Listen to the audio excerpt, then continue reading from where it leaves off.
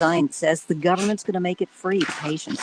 We will have 265,000 treatment courses of Pfizer available in January, with monthly totals of pills ramping up across the year, and all 10 million treatment courses delivered by late summer. The Supreme Court's agreed to hear arguments in cases having to do with Biden administration policies covering vaccine requirements for workers.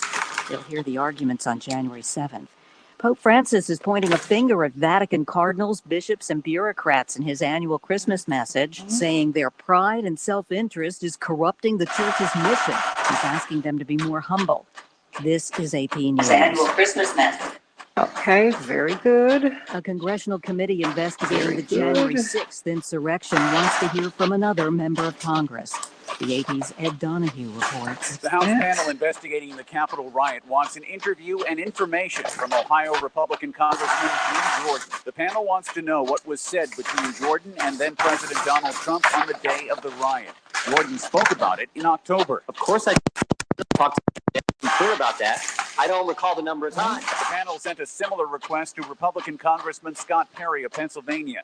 When the panel was being organized, House Speaker Nancy Pelosi rejected an attempt to include Jim Jordan. I said that while this may be unprecedented, so was an attack on the Capitol. The panel also wants information regarding Jordan's meetings with Trump and members of his administration after the election about strategies to overturn the results. Ed Donahue, Washington. Gained 61 points yesterday. I'm Rita Foley, AP News. This is 8:20 a.m. WCPT Willow Springs and streaming worldwide at WCPT820.com. We are Chicago's progressive talk, where facts matter. Now, your WCPT 820 Chicago traffic update. On Chicago south side, the inbound line is getting heavier. We see delays from 87th to 79th. That's due to a crash in that area.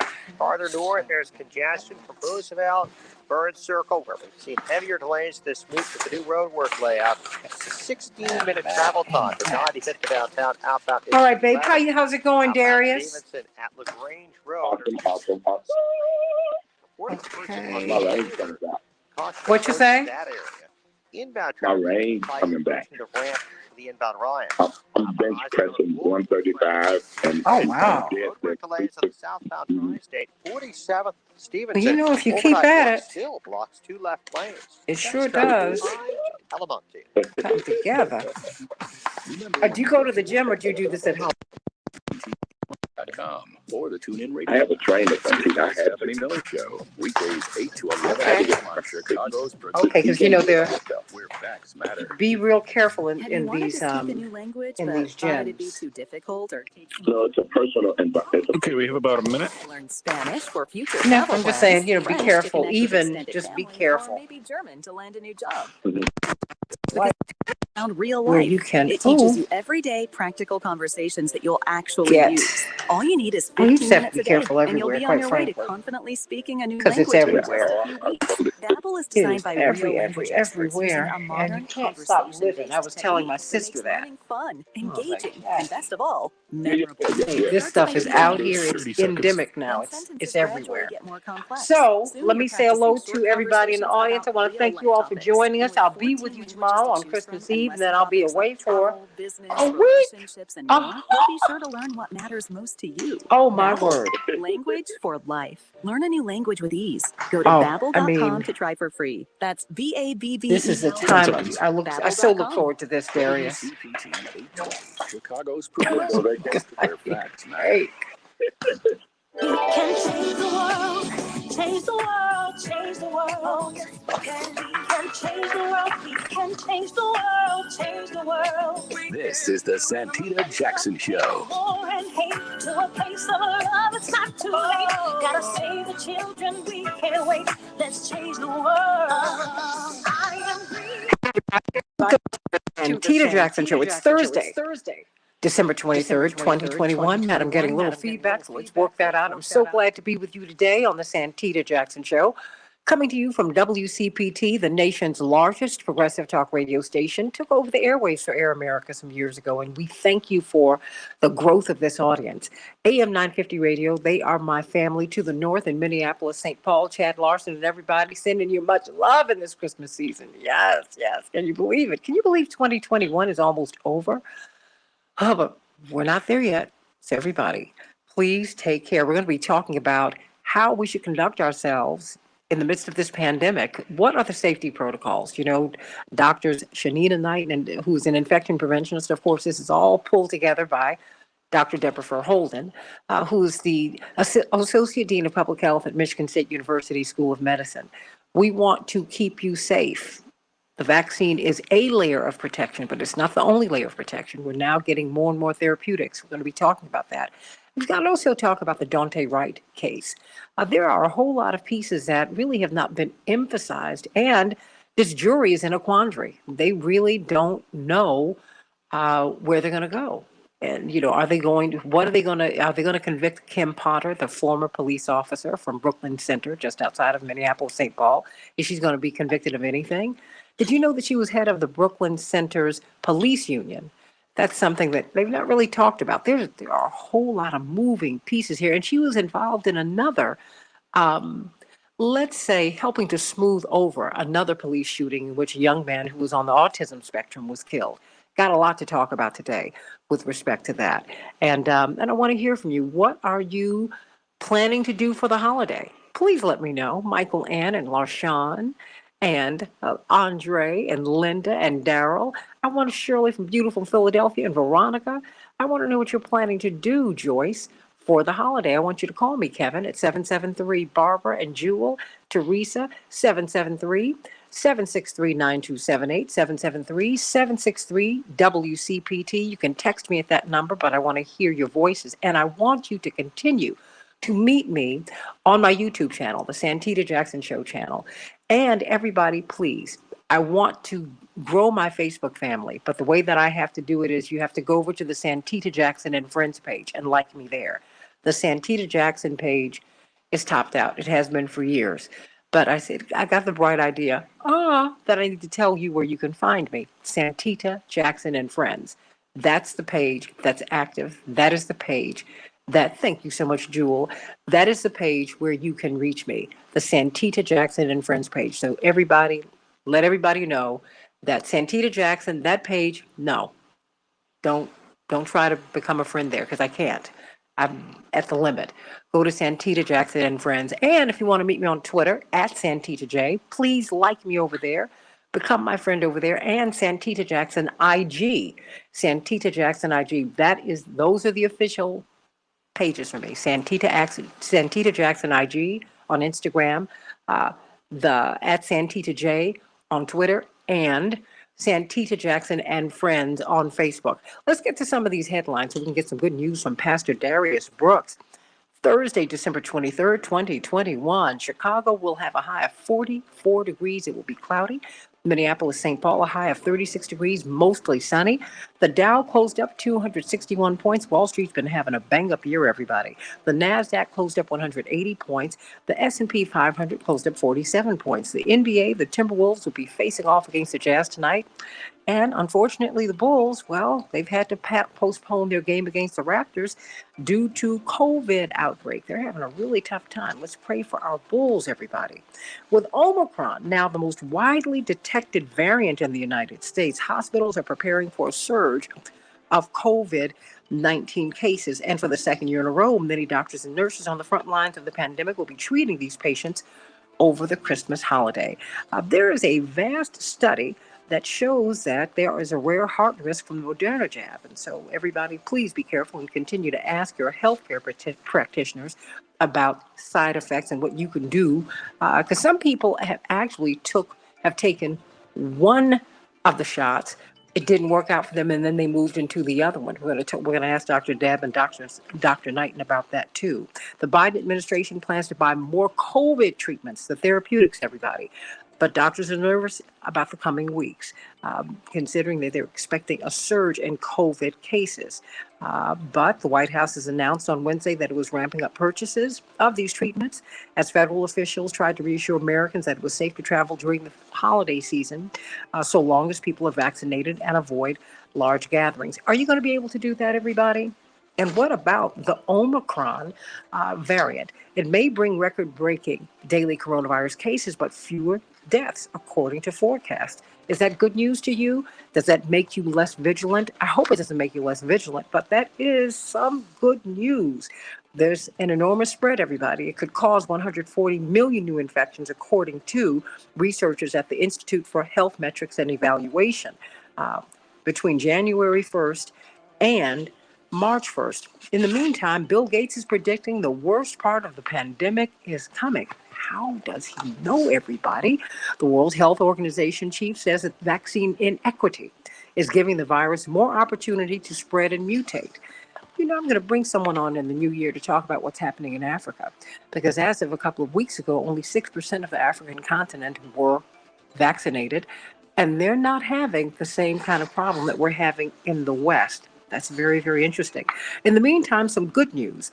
President Joe Biden said yesterday that he's extending the pause on student loan payments until May 1st. Hallelujah. The payments, which were set to restart on February 1st for millions of borrowers, have been on hold since the start of the pandemic. Good. The House Select Committee investigating the January 6th insurrection has asked Congressman Jim Jordan of Ohio, one of President Trump's top congressional allies, to voluntarily meet with the panel as it zeroes in on Republican lawmakers who may have knowledge of events leading up to the Capitol riot. Remember, these ex-Pentagon generals who are very wired in, they have said we need to beware of another insurrection coming for 2024 if a desired outcome is not reached. So everybody think about that. Nothing is over. This is something that we need to continue to be vigilant about, continue to watch out for this and get to the truth of what happened on January 6th.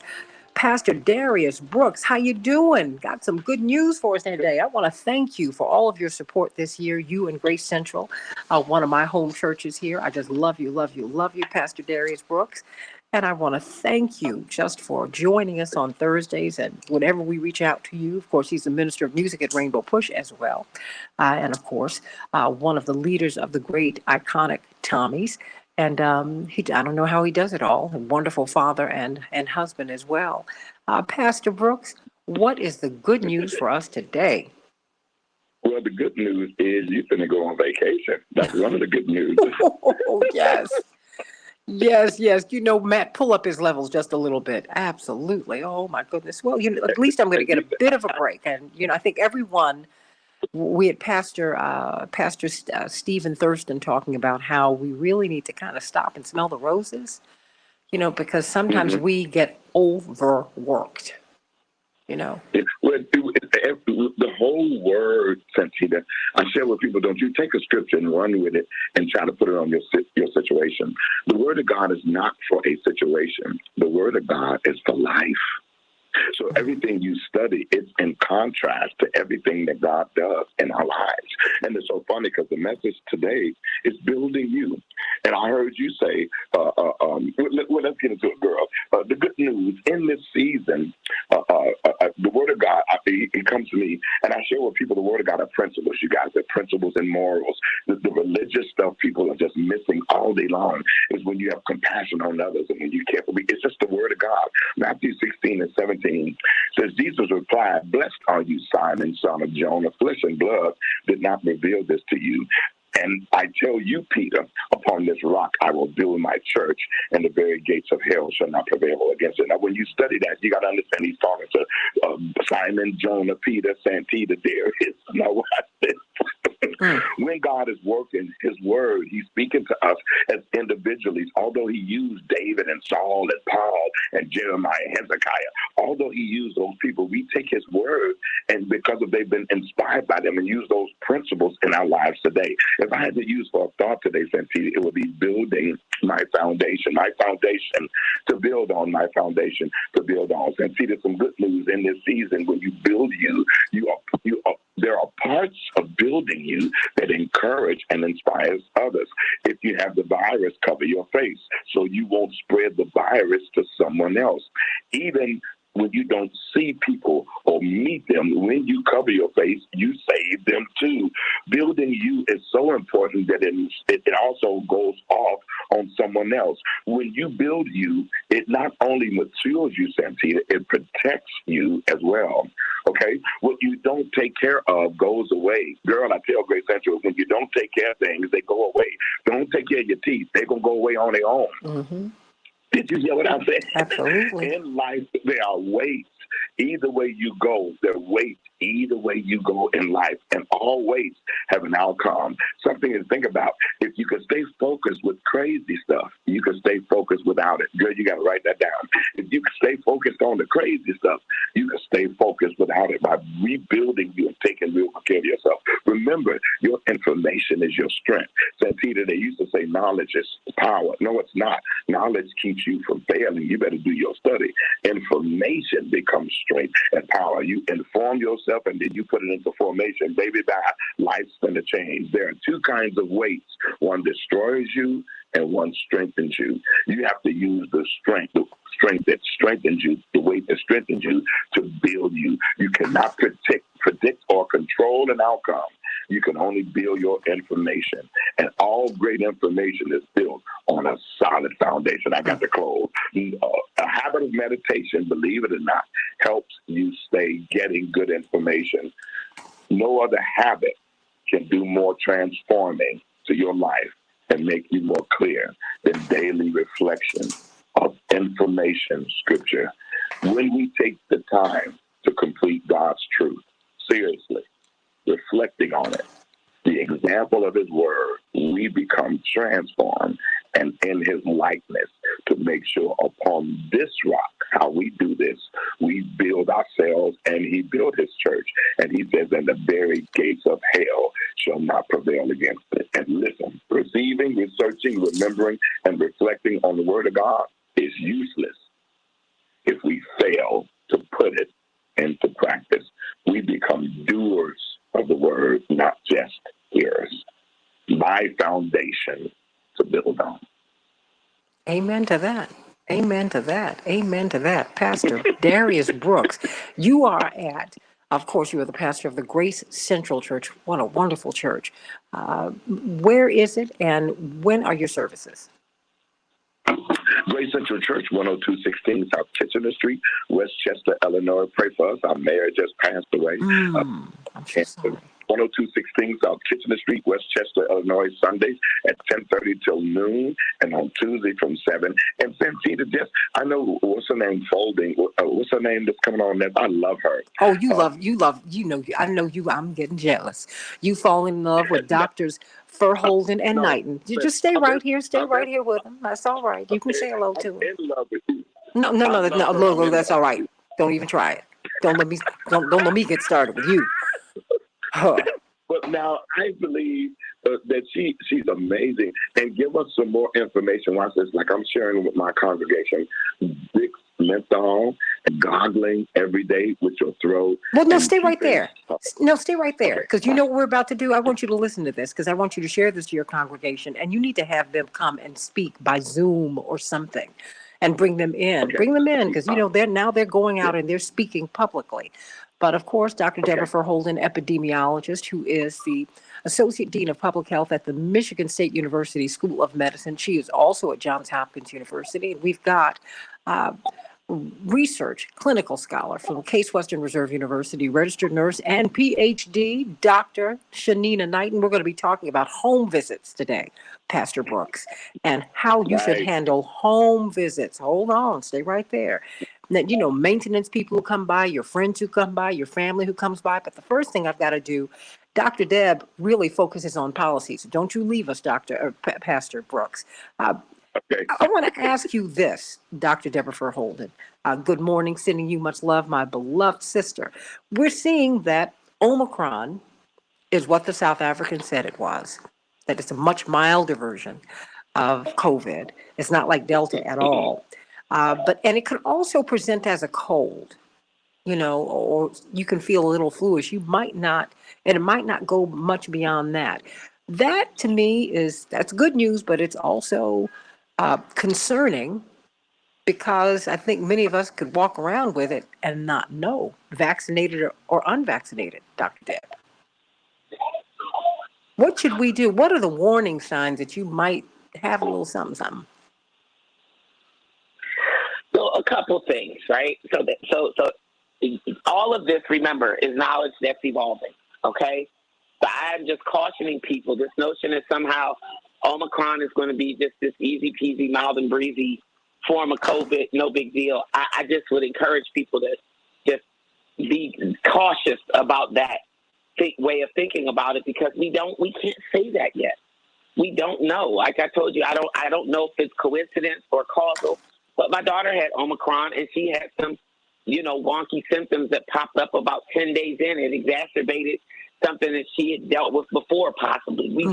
We just don't know, right? That's the first thing. So they are estimating like some 40 plus mutations on the spike protein of the molecule. So remember, the spike protein is the thing that's on the outside. It's the key that unlocks the cell and lets the whole viral molecule in. And those mutations are what they suspect is what has made Omicron something that spreads a lot more easily, right? Particles are smaller. It takes a fewer number of them to replicate. They replicate faster. Just all of these little changes that people are now talking about that have happened with Omicron that make it spread more easily, right? So we got to watch out for that.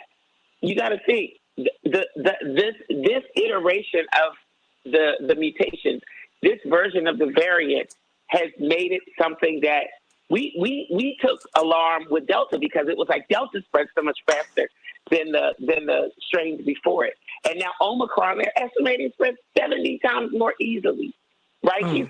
I'm like, what does that mean, right? I'm like trying to wrap Please my explain that head to me. around that. But hold on. Well, because there's also news about masks now. That's beginning to evolve with Omicron. Yeah, Please the explain. recommendation is that those single layer standard masks might not be sufficient because of the fact that it takes so little of Omicron to replicate, how easy it replicates, how easy it binds, that they're suggesting now potentially using the N95 or KN95 or N94 mask, which have the multiple layers of protection. I still do not recommend the Santita Jackson 5 mask program. Don't still recommend that one. I still would consider that very much doing the most. I'm not even thinking about her. Wait a minute, Matt, where's that mute button? Where is it? One KN95 mask. One KN95 mask should be sufficient. But watch this. The more the thing spreads, the more it mutates.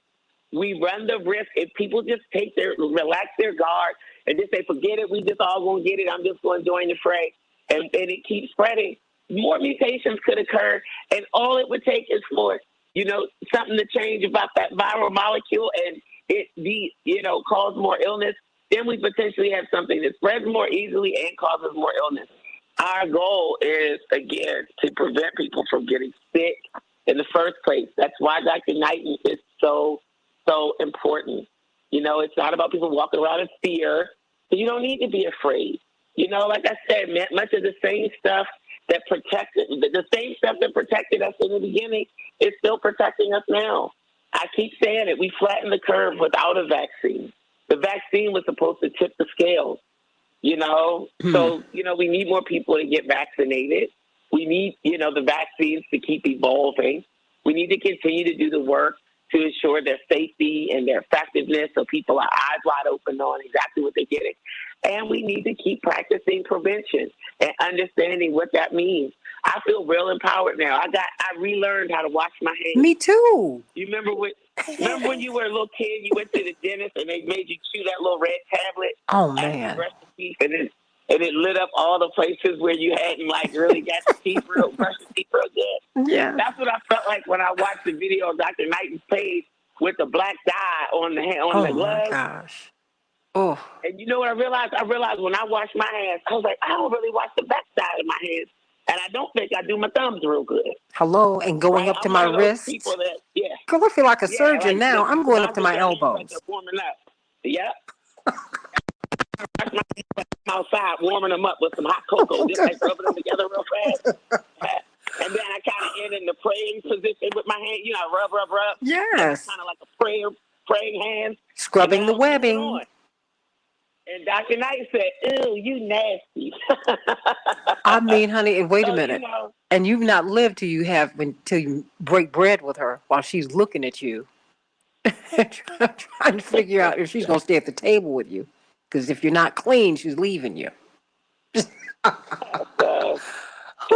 think we need to be focused on it. I don't think people need to be overly worried about any of it. But let's just, you know, it's sort of like gravity, right? Like we just accept that gravity is. And as a result of that, you wouldn't, you know, stand out on a ledge 3 stories up and take a step off because gravity is going to pull you right to the ground. That's just a fact. We've learned how to live with gravity. People don't walk around like, man, I'm mad. I can't, you know, I jump and I just come right back down.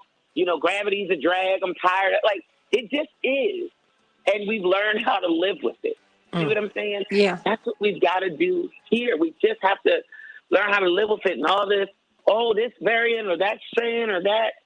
It's like, you know, people, let's just go ahead, get vaccinated, wear your mask, be mindful of your distance. I had a very good friend who, I shared this with you, wanted to go to this wedding. It's his half-brother, and both of his parents have died, and the parent that connects them is dead, too. And the half-brother is substantially younger than him, and it's a different family. He's biracial, so this is a different side of his family. They have very different views, very conservative. And he said, I know most of the people there won't be vaccinated, and most of them, if any of them, will likely be unmasked. He said, it might be a silly question, but should I go to the wedding? I said, listen, I can't tell you what to do, but I can tell you it's a surefire recipe to get infected and potentially bring that infection home to your family. He has an almost 90-year-old grandmother, and you know, in our community, you have a relative live to be 90. That's a big deal. It is a big deal. That he interacts with a lot, who she's under his care and custody, but she lives independent, but he sees her every day. So I said, you know, if it were me, I wouldn't go, right? I've learned that lesson the hard way. But if you choose to go, it's going to look different. You're going to go by yourself. You're not taking your wife. You're not taking your daughter. He has a daughter in high school. You shouldn't take your daughter. You shouldn't take your wife. You want to minimize that risk because you know it'll be a lot of people who will be unmasked. It'll be a lot of people who, you know, sort of don't honor the protocols. Just you by yourself. You want to keep your mask on the whole time. Are you okay with the sort of being the standout or the comments or the, you know, the being the only one potentially or one of a few that might be masked the whole time? He said, I'm okay with that. Very quickly, I'm up against a hard break in about 10 seconds. When should he get tested? When he gets home? Should he go? Very quickly. 4 days in quarantine. 4 days. That's enough for you to build up enough viral load to come up positive on a test, and it's 4 days, and you monitor your symptoms. Stay right here. Stay right here. More of the Santita Jackson Show. I mean, Dr. Deborah Verholden's on fire today. We're waiting on Dr. Shanita Knight, and she's going to talk to us about home visits, which is what you're talking about. How do we gather? What about admitting people into your home, particularly those who you do not know, who might need to repair something? You never know. Back with more of the Santita Jackson Show. Just a few minutes, 773-763-9278. I want to hear your voices today.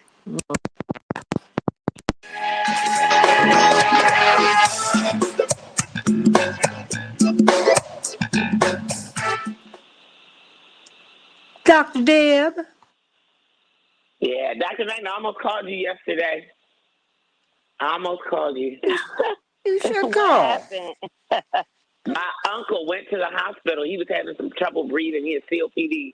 Ooh. And he's in the ICU. He was very close to getting on a ventilator. They've managed to avoid that. He's gone down from 10 to 6 on oxygen.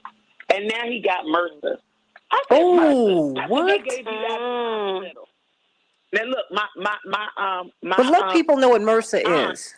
Let them know because they're listening. Multi-resistant Staph Aureus.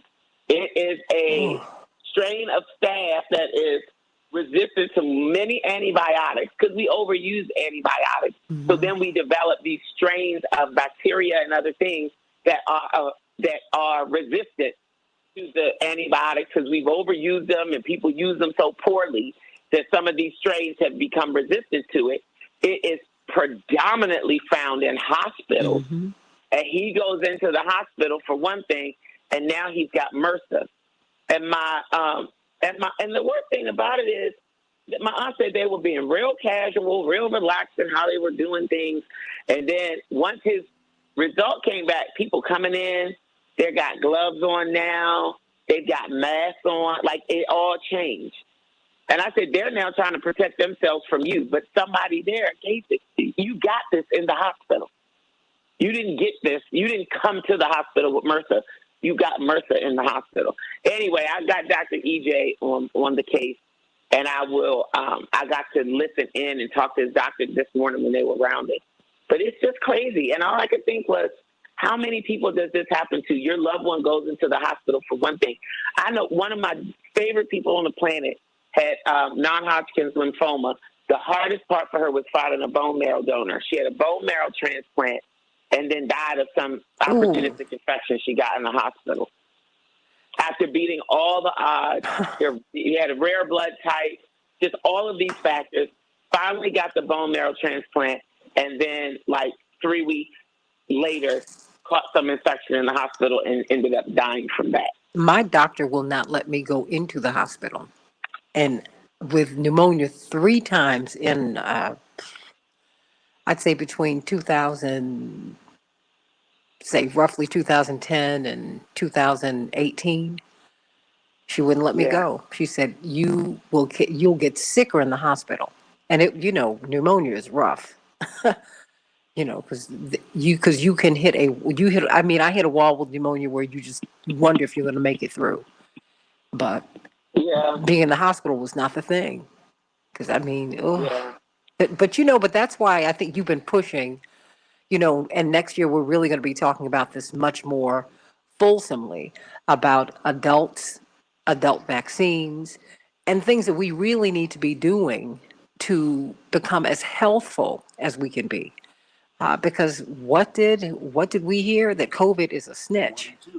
It tells on you. About 40 seconds. That's Pastor Tisha. She said COVID is the snitch. It's a snitch. It's telling on you. Ooh.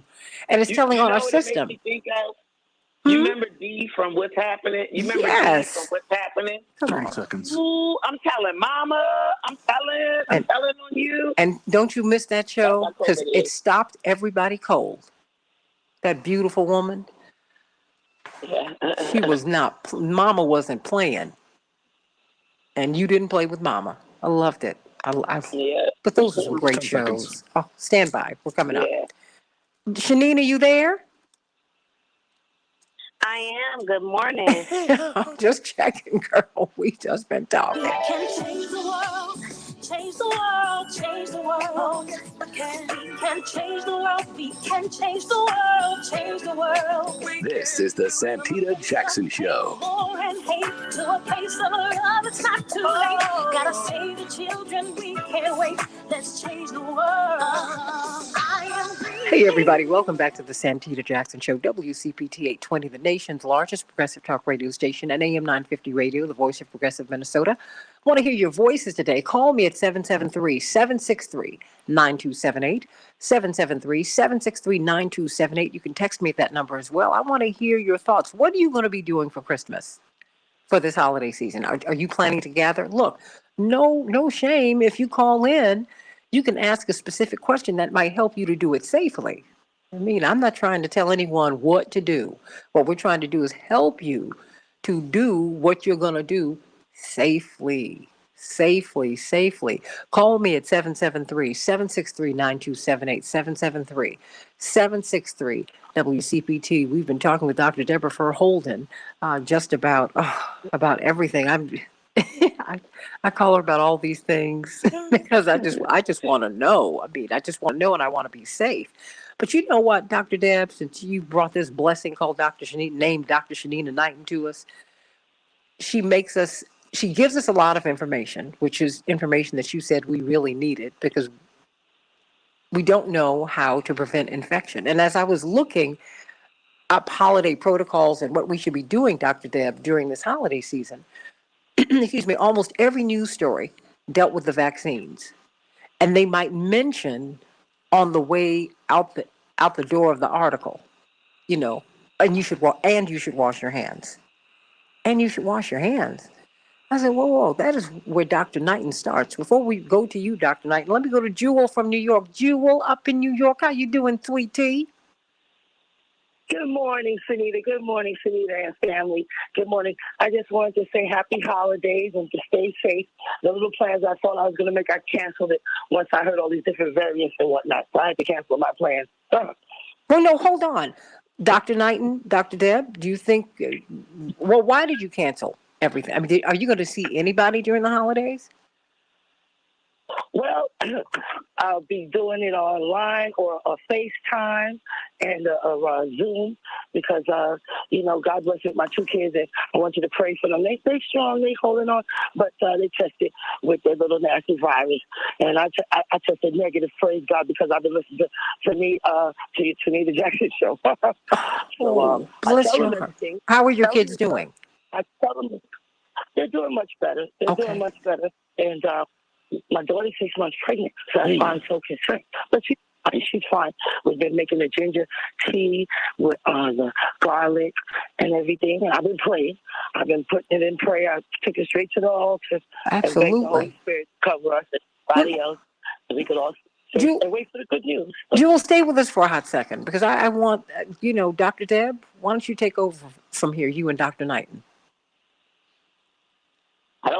I think a lot of the plans that people have made, they do need to change, right? Like I shared my friend, he had this whole plan, him and his whole family going to this wedding, and he just had to change it. You know, you can navigate these things, but you know, we've got to honor the time and the season. So if you want to have a gathering, this is not that time to have that standard gathering that you had where your whole family came over. Why? Because I always ask people to ask themselves this question. How many family members am I willing to get and have be infected at an event that's sponsored at my house? Ask yourself that question, because the reality of it is, if anybody at your gathering is COVID positive, the likelihood that at least 10% of the people there will get infected, that's just to be expected. That's just a 10% case rate. In my community right now, our case rate is more on the order of like 25, 30%. You know, so if you are willing to assume that risk, then okay, but most people aren't looking at it that way. So this is just not the season to have those large gatherings. You can have people come together. There's a certain amount of risk that you're assuming, and you want to be eyes wide open about what that risk is and what are the strategies to do everything in my power to mitigate that risk. Well, that cues it up. Those are the conversations that people need to be having. Yeah. Well, that cues it up perfectly for you, Dr. Knighton. I mean, home visits. You're hearing Jewel has said, I'm doing Zoom, FaceTime. That is how we're going to do this. Plus, she's got a grandbaby on the way. How can we have safe home visits? So I think that it all comes in preparation early on, meaning that if someone must come over, making sure that you're asking questions and providing information. So asking, you know, like, will anyone be with you? Are you or anyone you've been around been sick? What time will you get here? Do you have shoe covers, right? And making sure that people confirm that they are not sick and that no one in their home is sick either. Making sure that you're going to provide them with items to clean their hands when they come. And so having those items in place, making sure that if it is, let's say, a service worker, that you have wiped down the area that they will be working in, you know, and then make sure that you limit the number of people that will be in those spaces where individuals coming in your home will be. So, for example, if you have someone that's coming in your home to repair an appliance, then you shouldn't be hovering over them while they're fixing the appliance or feeling obligated to be in the same room. As Dr. Deb pointed out, the Omicron variant is much more reflective of a common cold. and is appearing to be mild. But just as she mentioned, how Omicron snuck up on us, and when I'm saying snuck up, meaning in regards to its transmissibility being what they've said 70 times higher, when you have that, imagine the transmissibility of another mutated variant that is more serious than Omicron. So that's why I say we have to stay ready so we don't have to get ready, because we don't know how fast this thing is moving, but we almost through the Greek alphabet, at least the first layer. So we don't want to be starting on alpha next, you know? Mm-hmm. And so that's something to keep in mind. So you want to require visitors to wash their hands. You want to clean items your visitors touch or commonly touch items. Making sure that you're not forgetting doorknobs and doorbell buttons. If you can, spend time with visitors outside. There have been creative things that have happened. People have used tents and heaters to be outside. They've used patio heaters. So people have found ways to contain space, but being able to gather outside, even in the cool weather. So those are some of the things that I would absolutely recommend. Socially distancing, or I call it physical distance, because we want to have social visits, but physically distancing from others when it is possible, and especially strangers that you don't know. And also make sure that you are asking probing questions, because nowadays people are playing down even the common cold. So someone can say, oh, it's just a cold. But is it just a cold, or is it the mild case of COVID? And so we have to make sure that we are understanding what it means to be sick and what it means to be well, and that you should not be having any of those symptoms saying that you are well. If you do have those symptoms, letting people know it's okay to sit this out. It's okay for us to reschedule. It's okay for us to plan a different time. And in this season, that is what I would encourage people to do. Now, there are individuals that have had to delay their wedding. There are individuals that have had to delay funerals. I've seen all kinds of things delayed for the notion of safety. And if you have to delay your holiday celebration because you want everyone to be well while celebrating, it's best to be safe than sorry, because you want to be able to see them the next holiday. Yes. If you go to one of these events and you find out, like Dr. Deb did, that you've been exposed, and it happens to us all the time, when should, let me back this up. When should you be tested? And can you get tested now before you go, or should you get tested now before you go to any event? Should you get tested before you go to an event? And should you get tested after you go to an event? There you go. I would say both, meaning getting tested before you go to the event ensures that you're not the culprit of the person that brought it. Getting tested afterwards means that you didn't leave and come home with it. And so it's important to think about, how do I make sure that if I came negative, I left negative, right? Because that is the key right there. The other piece of it is, which I'm starting to see unethically, and this is so on topic but off topic, is that in our county, the kits that were available for home tests that you would be able to go and pick up for free, that were made available through the county for free, people have taken them from the county and are now selling them for $15 a test. So now it's hard to get tests depending on certain areas that you go in our county. And sadly enough, our county has the third highest COVID rate in the United States.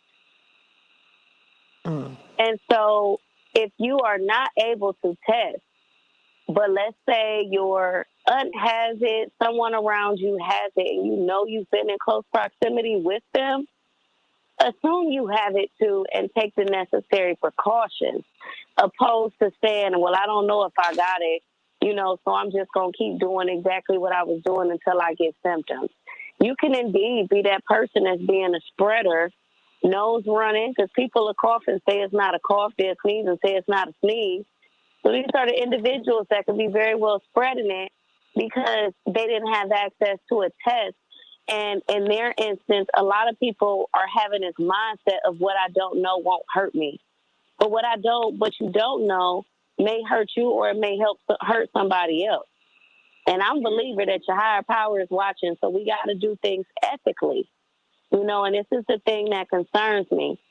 And this is also, too, Santita, when it comes down to gatherings and us being inside of someone else's home, whether we're inside of our home, treat your home or treat someone else's home as if you need to implement safety precautions to protect yourself from the bugs that are going to be there.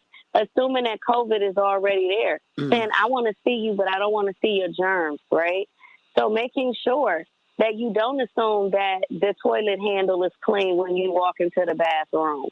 Not assuming that the doorknobs are clean. Not assuming that things haven't been touched and that everything is clean. It's not to say to go in and do a full clean of someone else's bathroom, but if you know the toilet handle is a commonly touched item, that's something that you would want to watch when you're talking about your hands, right? You want to, even if you got to grab a piece of tissue, just to push it down in order for you to wash your hands. People that are going to grab the handles on a sink, make sure you got a paper towel to shut the handles off. Because don't assume that every person that shut the handles off did it with clean hands or they did it with dry hands, because that's what happens. And many people really don't realize this, but moisture is a breeding ground for germs. So if your hands are not completely dry after you wash them, you have likely picked up some other germs in the process of you cleaning them. And so it is important not just to only wash your hands correctly. It is important to make sure that they are dry. That is even with hand sanitizer. Your hands should be dry. They should not still be wet after you're cleaning your hands. We're talking with Dr. Shanina Knighton, infection preventionist, about what you can do to stay safe during the holidays. Go to drnina.preventionist on Instagram. drnina.preventionist on Instagram. And what is your website? It is www.preventionsaveslives.com. And so even infographics, how we're talking about home visits, how we're talking about hand hygiene, going to the doctor, going grocery shopping, entertaining people and playing cards, all of these things, managing COVID and flu inside of the same house. The infographics are available online for free for download in English and Spanish. And please help yourself to them and share them as much as possible. The only thing that I ask is that they are not authored. Okay, everybody, look, protect intellectual property. That's an important thing to do. What is the best test to take? I mean, and because are these rapid tests, are they reliable? I mean, what test should you be taking before you go to an event? What test should you be taking after you come home? And when I say an event, I mean dinner at a restaurant, or dinner or a meal with your family, with your loved ones. Because a lot of people just say, well, you know how people say, you look clean, so you're okay, which is not sound. Dr. I'll Knighton, be what honest, test? I don't. So in where we are, and I'm saying where we are in Cleveland, having access to any test right now is it don't matter. You just want to get access to a test, whether it is rapid or whether it is a PCR. A PCR does allow for further testing. They take longer to come back. So it's multiple factors that it's dependent on. If you need a test like yesterday, then that's where a rapid test would come in at. A PCR can take anywhere from a couple of days up to not a week, but almost a week to come back, only because it may not necessarily be the processing that takes a long time. It may have to do with how many in volume that they have to process. So it's going to be honestly depending on what you need it for. So PCR, it does seem to be more reliable, but I wouldn't just say that rapid is not good either. I really wouldn't. And I think it's whatever you got access to that's going to get you some results. But even still, how Dr. Deb had even mentioned, where one test came back, not showing good results or negative. I think she said the rapid was negative, but the PCR was positive. It's still just kind of keeping that in mind, that you may not necessarily get the right result with the rapid test. But if that's what you have access to, then I would absolutely chance it just to make sure that I'm getting some results, because some of them have come back positive. Well, what if you get the, what if you take, something. well, let me ask you all both this, because, a lot of people are taking these tests now. They are, and they might not get the results by Saturday. What should they do? Dr. Knighton, Dr. Deb? So the chances are, if you're taking a test today, you are not going to, if you're not taking a PCR test today, you're not going to get those results by Saturday. That's what we've been talking about, this stuff, and it's about preparation. The good thing about the rapid test results is you will get those within 15 to 30 minutes, right? The test itself takes about 15 minutes, and then there's a system, it gets entered somewhere, and then for most people, the result is texted to you or emailed to you. So the point that Dr. Knighton is making about it's possible that you could be positive and not get a positive result. We know this, right? And that's why I tell people it's about 4 days, and I keep looking at all of the metrics on these tests. Every test has a metric that tells you how good the test is at doing what it says it's going to do. And what do we want for a diagnostic test? We want it to have a high ability to identify people who actually have the illness correctly. And we also want it to have a very strong ability to identify people who don't have the illness correctly. Those two metrics are called sensitivity and specificity. Sensitivity is how well a test will identify a true positive. The sensitivity for rapid tests peaks at around day 4 or 5 post-exposure. Why? Because that's when you've built up enough viral load in that lower, that can be picked up in the lower nasal cavity. Because remember, those rapid tests, also called the antigen test, which is testing for what's on the outside of the viral molecule, it works the best after 4 or 5 days of exposure, because that's when you'll have enough that lower nasal swab will be able to pick it up and the test will be able to identify it. So if you go get a rapid test, like my son, who was at an event that he sponsored on Friday night, and then he found out on Monday somebody that was at the event that had been basically beside him for half of the event tested positive, he immediately went out on Monday and got a rapid test. What were the results? Negative. Tuesday, he starts to have symptoms on Monday. Tuesday, he goes back and he has now more symptoms. Rapid test. What's the result? Negative. I said, Gabe, I told you 4 full days. He goes back yesterday. He takes the test. The rapid test came back positive. Wow. Now, what he did on Tuesday is he got the rapid test and the PCR test. But my thing is, you have a known exposure. You know you were shoulder to shoulder, unmasked, with somebody who's COVID positive for hours.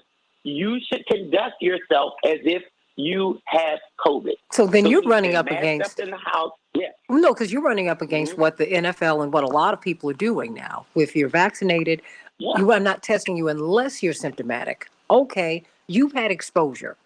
Okay, and you might not be symptomatic, but you've had exposure. Or you've tested positive. Then what? Is there something you should be taking? Because, they don't offer you medicine. I mean, what should you do if after you've been exposed? What should you do after you test positive? So the first thing you should do is you should be in isolation. People have to figure that out. The second you have any inkling, you've been alerted, and we have in my state something called the My COVID Alert app, MI for Michigan. So I'm a part of that app, which was cool because when my positive result came back, I got a notification. You've been in close proximity to somebody in the last 4 days that tested COVID positive. I think it was alerting me about myself, but it was cool to see that the actual app does work. So if you have a known exposure, and this is my thing, if you really think about it preventatively, I would encourage people, if people really are just like, I've got to get, I got to go to my brother's wedding, or for me, I have to do that. No problem. Then just go in quarantine when you get back for 4 days and then get a test.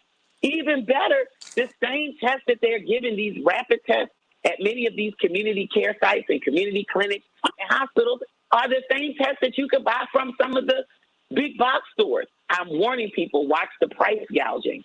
You should be able to order these tests online, and it's about $14, $15 for a 2-pack.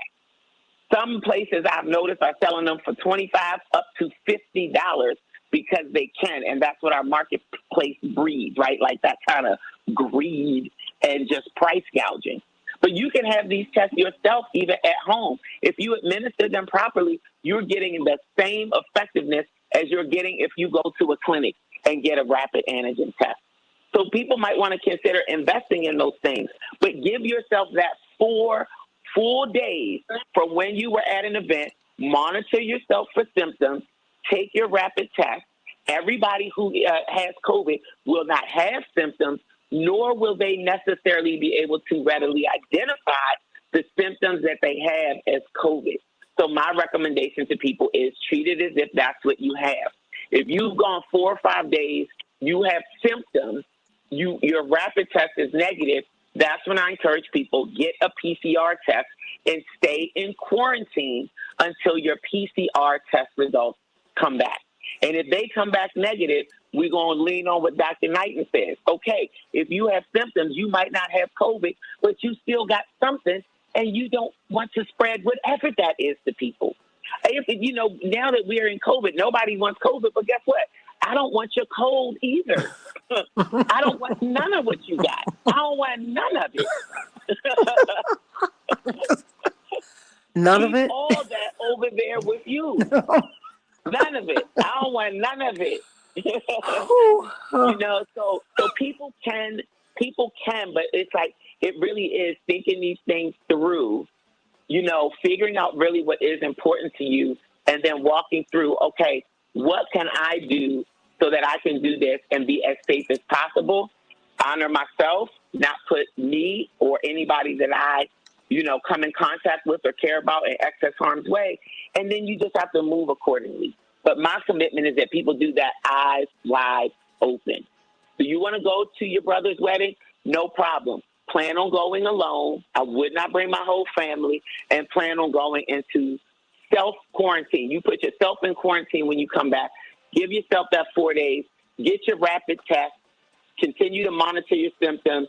And if you have any inkling that you've been exposed, I just tell people, get a rapid and a PCR at the same time if you can. Thank you. See, in our community, and I didn't realize this, how many places we have a lot of testing available in my community because we were a demand for it.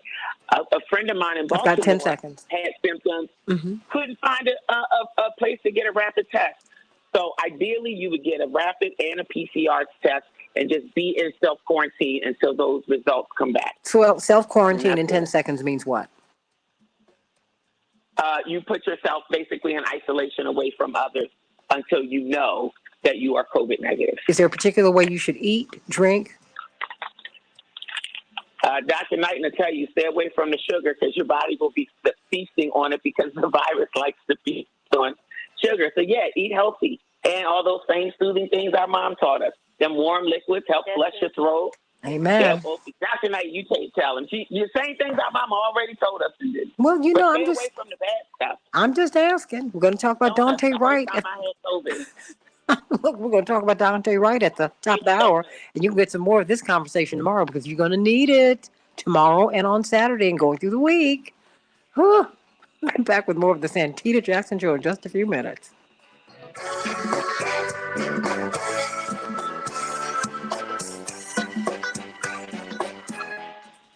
Oh, I love you guys. Oh, you have no idea. You should actually have Dr. Knight talk about that because she really called it 100%. She did. Okay, I have Attorney Hoffler and Mr. McKee ready. I'm still trying to get a hold of Attorney Patillo. Okay.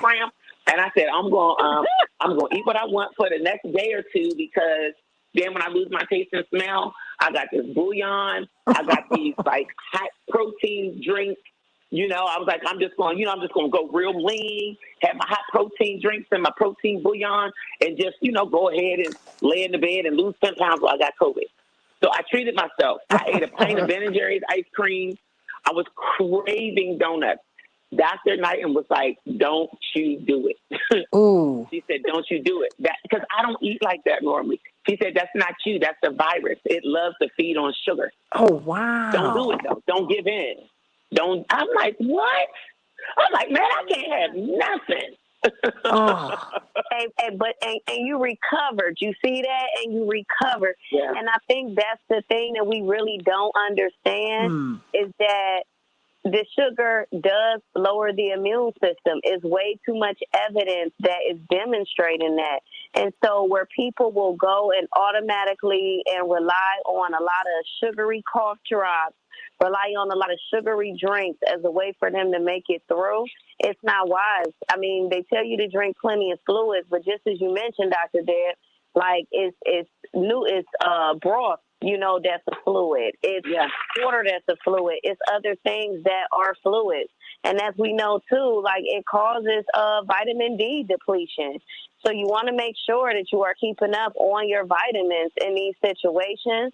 And if you have trouble breathing, there are breathing helpers such as incentive spirometers that they would give you, let's say, in the hospital that you can get off of Amazon, that you can try breathing exercises so that way you can work your breathing capacity back up again. That helps to kind of beef up the lungs so you're not at risk of them collapsing. But Dr. Deb, just really quick, because I want to touch, she did well. I just want to remind people, though, because you brought up something early on, and it was the fact that your uncle had MRSA.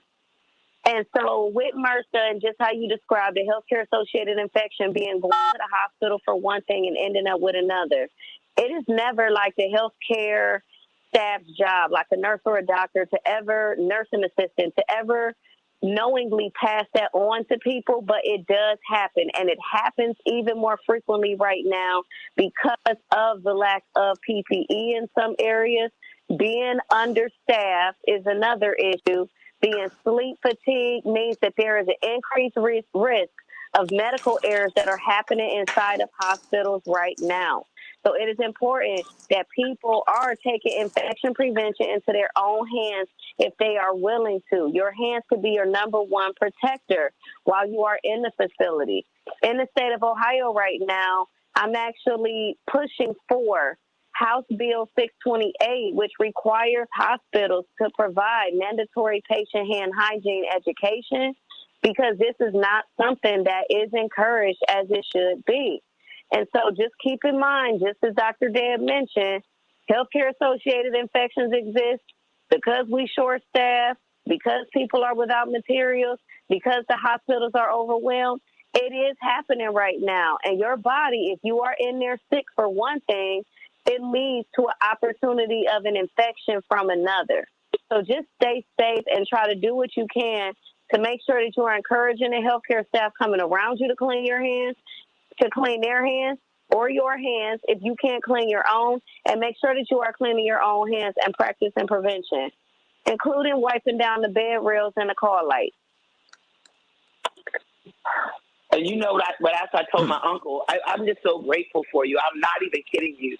I was so upset when he called me because we were really prayerful that he would be coming home. And now I'm like, and I've dealt with this. It was very reactivating because the same exact thing happened to my mom. She ended up getting a PICC line installed so they could deliver this vancomycin right to her heart. The PICC line caused her to have heart valve problems, and she had 2 subsequent heart attacks in the year that followed. A woman who never had any cardiac issues before that, and cardiac issues actually do not run in my family. So it was very reactivating and triggering. And all I could think was, here's my uncle texting me, calling me. Now, this is a man who's got a lot of bravado and all of that, but has a very different disposition and demeanor when he's in the hospital because he's scared. You know what I mean? And so it's hard for me to him. All I could think was, he's on that third hand right now. That third hand, that cell phone, right? I can hear Dr. Knighton. Don't forget about your third hand. And all I could see is him putting it on the hospital, the tray, that the food people are bringing this food in. I've watched the workers come in and they set stuff down on it or they touch it. They have their gloves on, but they do whatever they do, and then they might take those gloves off and throw them in the trash. But whatever was on those gloves is now on that tray and on that. And what does he do? He puts his cell phone on that and then he picks his cell phone up and he's texting people and he's calling people and putting it up to his face. Hold on. 1 minute. Hold on. Oh my gosh. Let me hear Patillo and McKee and Attorney Hoffler. Hello, Attorney Patillo. Good morning. Hello, Dwight McKee. Morning. Hello, Attorney Hoffler. Good morning, Santita. All right. Well, we've been talking clearly about COVID. Call now to get a I'm trying to prevent the transmission of infections, as you can hear, because 30 seconds. Santita, I have to say, I was stunned. I've got 20 seconds. But stunned that the president was saying, don't cancel big events and stuff like that. Just be safe. But anyway, that's just me. So I was just stunned by that. But I was going to, and reluctantly, 10 seconds. Not a huge event, but a bigger event. Hold that thought. Hold that thought. We'll just carry it over for a hot second. Really. Shanina and Dr. Deb, stay right there. We can change the world, change the world, change the world. We can change the world, we can change the world, change the world. This is the Santita Jackson Show. War and hate to a place of love, it's not too late. Gotta save the children, we can't wait. Let's change the world. Hey, everybody. Hey. Welcome to the Santita Jackson Show. It's Thursday, December 23rd, 2021. Taking your calls right now about the Kim Potter trial, about the killing of Daunte Wright. Who was at fault? Did you know that she actually was involved in another police shooting? She didn't do the shooting, but she's the head of the police union for the Brooklyn Center, the place where she was a police officer. And that's very interesting. And when she showed up at this shooting where this young man was killed, she didn't respond to the disturbance. She came there to check on her officers, where she immediately she told them, turn off your body cameras, go into separate cars, do not speak to anyone, et cetera, et cetera. It's a whole lot. So she's a lot more wired in than you even know. Everybody, I'm Santita Jackson, coming to you from WCPT 820. The nation's largest progressive talk radio station, AM 950 Radio, the voice of progressive Minnesota. Chad Larson and all my family up in Minneapolis, St. Paul. I'm just sending you Pastor McAfee, all of you. Gary Hines, I love you, love all of you, my family up there. Cannot wait to see you in 2022. Let's get to some of these headlines so that we can get right into this story. Going to get another word from doctors for Holden and Knighton just before we move on to that topic, because you all want to talk about everything. We do. Chicago is going to be 44 degrees today. We're not going to have a white Christmas, everybody. Okay, we didn't have one in Bethlehem either, but still. Minneapolis, St. Paul, a high of 36 degrees, mostly cloudy. The Dow closed up 261 points yesterday. The NASDAQ closed up 180 points, and the S&P 500 closed up 47 points. The Timberwolves will be meeting the Jazz. And, well, our Bulls had to go back into hibernation, if you will. They've had to postpone their game against the Raptors because of another COVID outbreak on the team. Sending much love to our Bulls, hoping that they will get well really soon. There is we're seeing that the coronavirus it's surging throughout the United States. Now it's the Omicron variant is the most widely detected variant in the United States. Hospitals are preparing for a surge of COVID-19 cases. And for the second year in a row, many of our healthcare, frontline workers, doctors, nurses, everyone who works in the hospitals, the janitorial staff, they will be working because nearly 70,000 Americans were hospitalized with COVID as of yesterday. It's straining the system, everybody. Think about that. In the meantime, the White House is promising more COVID treatments, therapeutics, and things like that. Ain't that good news? And even though the Omicron variant may bring record-breaking daily coronavirus cases, there are fewer deaths, according to the forecast. But you still need to be vigilant. And if you listen to Bill Gates, it's really quite damning. He says he's predicting that the worst part of the pandemic is on its way.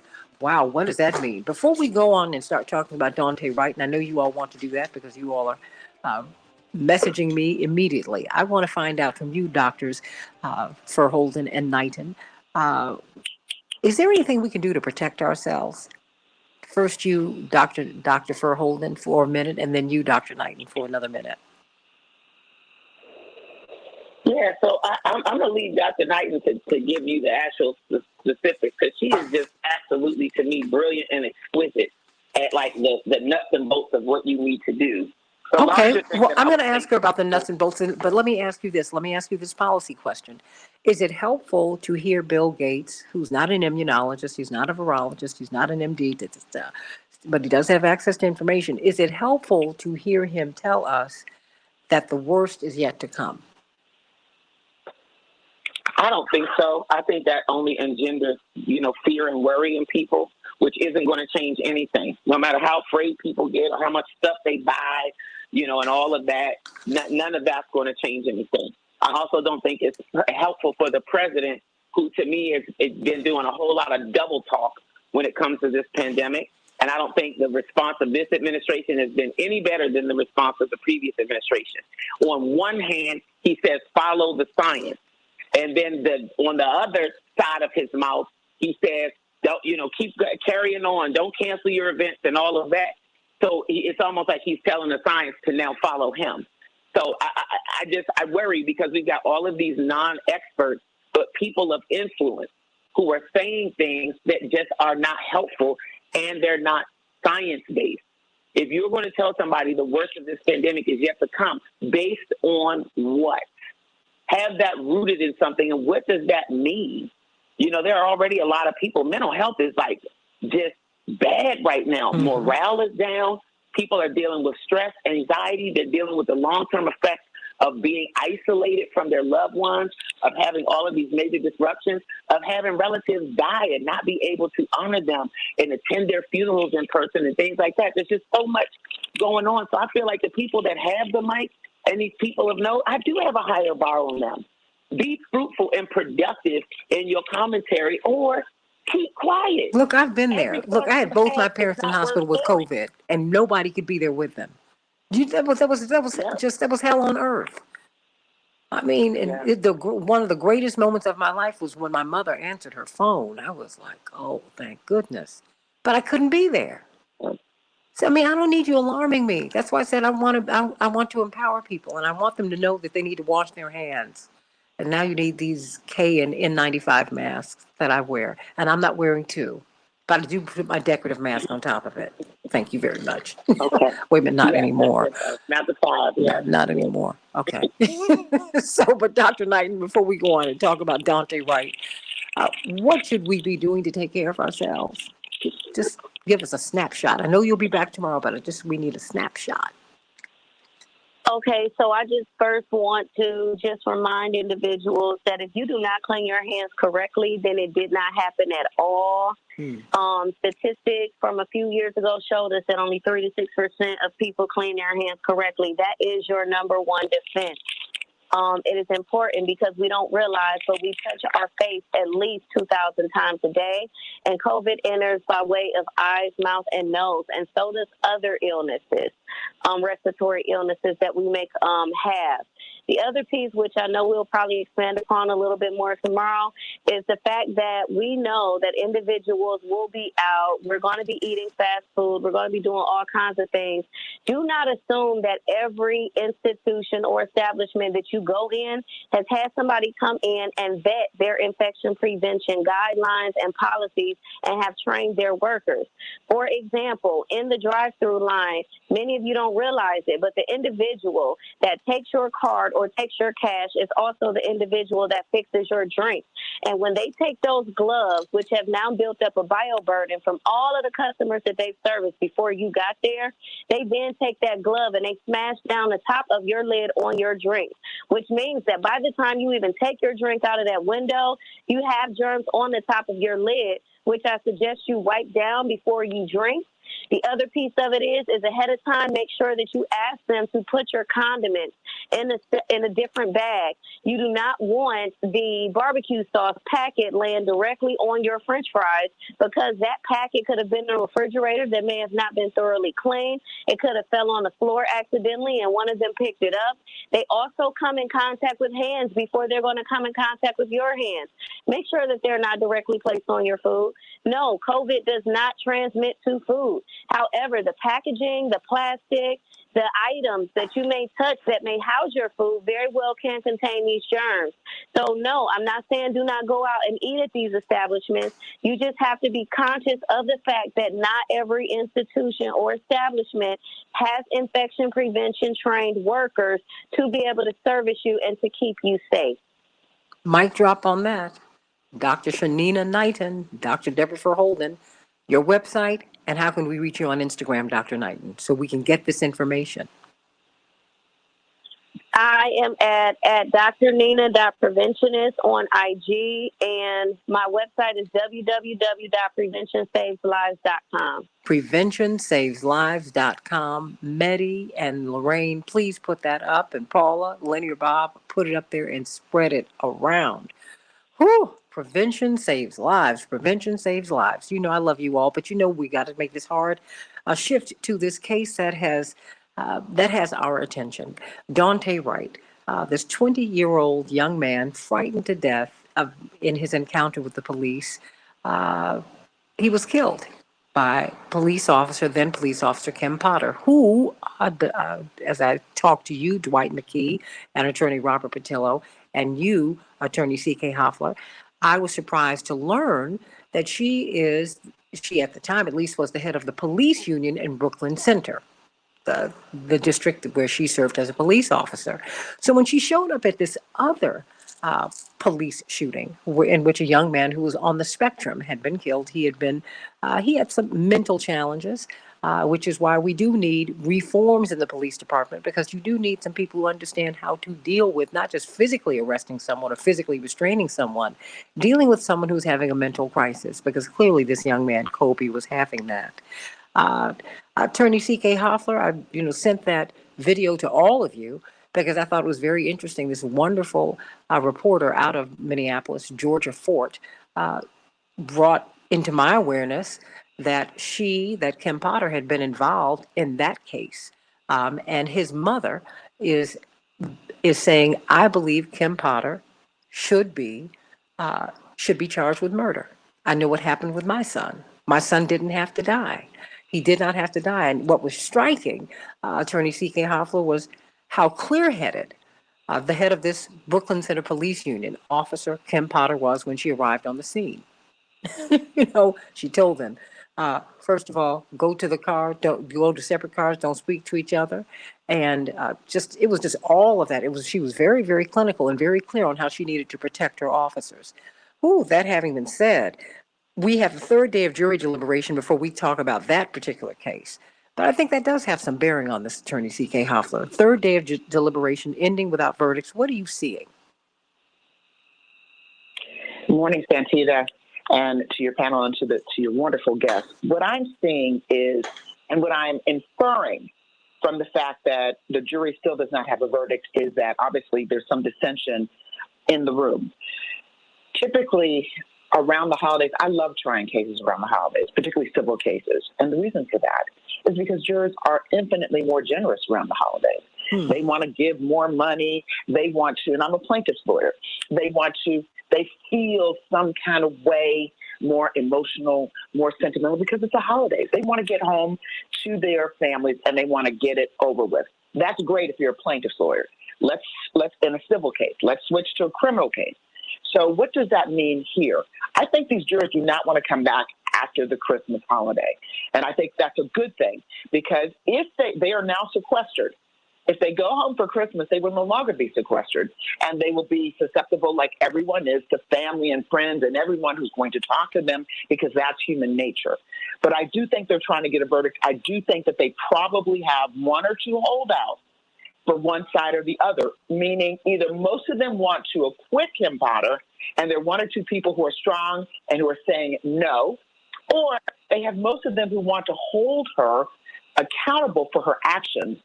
And you have one or two people who are saying, well, even though the evidence is strong, even though she, yes, admitted to doing the things that would enable, that the law would say would hold her criminally liable, she didn't mean to do it. She's a good person. She's an officer. She's been on duty. All of those factors of sympathy have come into and have seeped into that room. That's my interpretation. That's sort of jury nullification. So I believe, and I followed this case from beginning to end, with the evidence that was laid, there's clearly enough evidence for a conviction. I would even say on both counts. That's the law.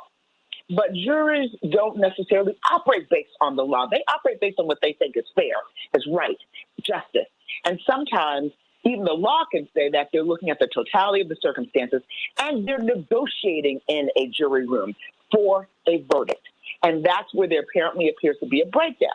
So I believe, Santita, that today, because we're so close to the holiday, and I think the judge has said tomorrow she might change her mind, she would not have them deliberate, or if she does it half a day. So I believe they're going to work hard to try to get a verdict now. They have known where each other stands. The first thing you do when you close the doors, you elect a foreperson, and typically the foreperson will take a vote. So they've known from day one where people stood, and then they go about the business of looking at the evidence and trying to persuade whoever the holdouts are or both sides or whatever to come to a unanimous decision that they can all live with. It's a process of negotiation. And I suspect that's what's happening because people know what they believe to be the case. So that's why now we're going on our third day of deliberation, Santita. They've asked a few poignant questions. The most significant one is, what if we can't reach a consensus? What do we do?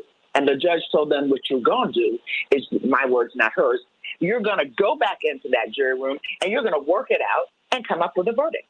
And judges have the ability to do that. They can give an Allen charge, if you will, to jurors and say, go back and try to come up with a verdict. And I think that's what this jury is trying to do. If they cannot, after all efforts, after looking at the evidence, after bringing out other evidence, after looking at the jury instructions, then the jury will be hung. And if there's a hung jury, the prosecutor then has to make, this will be Keith Ellison, the attorney general in this case, will have to make a determination of whether to bring this case again. Now, the good news about that is, you know what the other side's going to do. They're going to try to poll the jurors and see what was persuasive and not. You get like a test run, if you will. And so that's what the determination will be from the prosecutors. If she is convicted, of course she's going to appeal it because all defendants appeal their convictions. But if she's convicted, I predict it will be on the lesser count, on second-degree manslaughter, because the jurors are thinking, and plus they've probably done their little, bootleg research, legal stuff. They will predict that that's going to send her to jail for less time. And so that is a way perhaps of them dealing with the sympathy that they feel for this officer in their minds, who otherwise has been a strong officer. Now, Santita, you mentioned some evidence of prior cases. Evidence of prior cases sometimes can come in if it's relevant, and sometimes it cannot come in. Oftentimes, and it varies from state to state, judge to judge. But if there are similarities on all fours and it's relevant to the case at hand, yes, it can come in, or if one side or the other opens up the door. So Kim Potter's prior misconduct, if it exists, would only be relevant if the door is open, and probably in pretrial motions in limine, what we call motions in limine, all kinds of motions that happen before trial, or at the bench, or before the day. I'm sure before Kim Potter, I do know this, before she took the stand, there were a number of motions, and there was a lot of discussions amongst the attorneys about what is and what isn't, what can and can't come in. So that would be addressed by the court beforehand. You don't leave something that big dangling out. And these lawyers, who are good lawyers, we've got some good lawyering on the prosecution side. I'm just going to leave the rest of it out. But on the prosecution side, we've got some good, seasoned lawyers. They would not leave that to chance. They would raise it with the judge. Because if you go into an area that the judge has said you can't go into and you try to slide in, slip in, you're going to incur the wrath of the judge, number one. But more importantly, you could open yourself up to mistrial, which the prosecution certainly wouldn't want to do. And they would be the ones bringing out that information. So I just wanted to put in a legal framework why sometimes what we as lay people think, why isn't this incredibly relevant and important information about this officer coming in? And that's why, because it is dealt with beforehand by the judge before that officer takes the stand, if that officer takes the stand, unless one side or the other opens the door. If the defense opened the door and said something like, she's never in her life done anything. Well, who would do this? But anything wrong, and really tries to pop her up. First of all, they would be precluded for saying that because that's character evidence that in some respects would be impermissible. But if they opened up the door somehow, then the prosecution would say, okay, Your Honor, they opened up the door and fairness, and they would cite a bunch of case law. Now we have the ability to cross-examine her on this. That's how it typically happens. Well, you know, Robert Patillo, I caught you on Roland Martin's show, talking about this case that I referenced at the top of this segment. This young Kobe Dimmock Heisler, who was a young man who was on the autistic spectrum, who was struggling, and his grandfather, out of an abundance of caution, called the police, and he was shot by the police because there was a physical struggle with him and the police. But Kim Potter showed up not in response to this domestic disturbance, but in response to the shooting. And I was surprised to learn, Robert, that she was the head of the Brooklyn Center. That's the town that she worked for, that she was the head of their police union. Is that relevant? It wouldn't be unless, as CK said, the door was open. The reason is that would be subject to a 404B motion, more than likely at trial, because it's not germane to the events that took place in this particular killing. You know, you don't convict people on lifetime achievement awards. So prior bad acts normally do not come in unless they have some direct nexus to what is taking place currently. That being said, I do think that for the rest of us, I think we very clearly got to see the difference between how this officer acted when she's on the stand, crying and boo-hooing and, hyperventilating almost, versus when she's out in the field in a very similar situation, because none of that was going on when she was taking care of her officers. She was giving directions, moving people around, making sure that her officers were okay. Not that this young man who was on the autistic spectrum was being taken care of. I think CK did a great job adeptly laying out exactly what people will have to look for in this case. In any other situation, and this wasn't an officer-involved shooting, none of us could use this defense. None of us could say, "Hey, my bad. I shot him in the chest. I thought I was going to shoot him with something else. I can get to go home, right?" So it's kind of a ridiculous defense in any other context, even in officer-involved shooting in the officer-involved shooting context. They put on witnesses and experts to say, look, the gun and the taser have absolutely nothing in common. They are designed specifically not to be mistaken for one another. They are different sizes, different shapes, and different weight. They function differently. The taser, particularly that model, you have to depress a button prior to being able to fire it, which is an action which is not needed on the firearm, the Glock 19, which is her standard issue duty pistol. So even the witnesses that have been put on make it very clear that it is difficult, if not impossible, to mistake the two for each other. So what we've learned in America is it doesn't matter what evidence you have. If you have a crying white woman, all bets are off. Stay right there. And the fact that we are in... Oh, no, hold that thought. Hold that thought. We've got a lot of ground to cover on the Santita Jackson Show with the Kim Potter trial. I want to know what your thoughts are. 773-763-9278, 773-763-WCPT. Back with more in just a few minutes.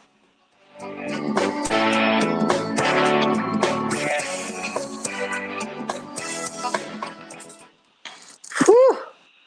Thank you, CK and Robert. I want you to pick up on that point when we get back, Robert. Thank you very much.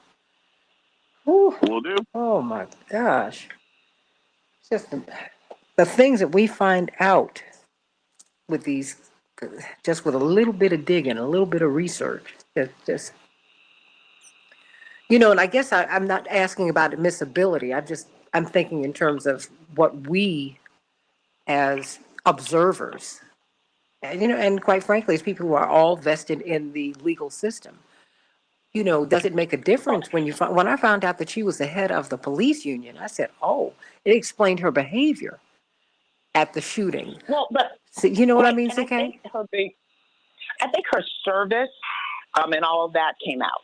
So I think that was, and the fact that she was that in fact, that is what they were bragging about, that she was an exemplary leader, that she had done this and that and that and this and led the this and the that and the that and the this.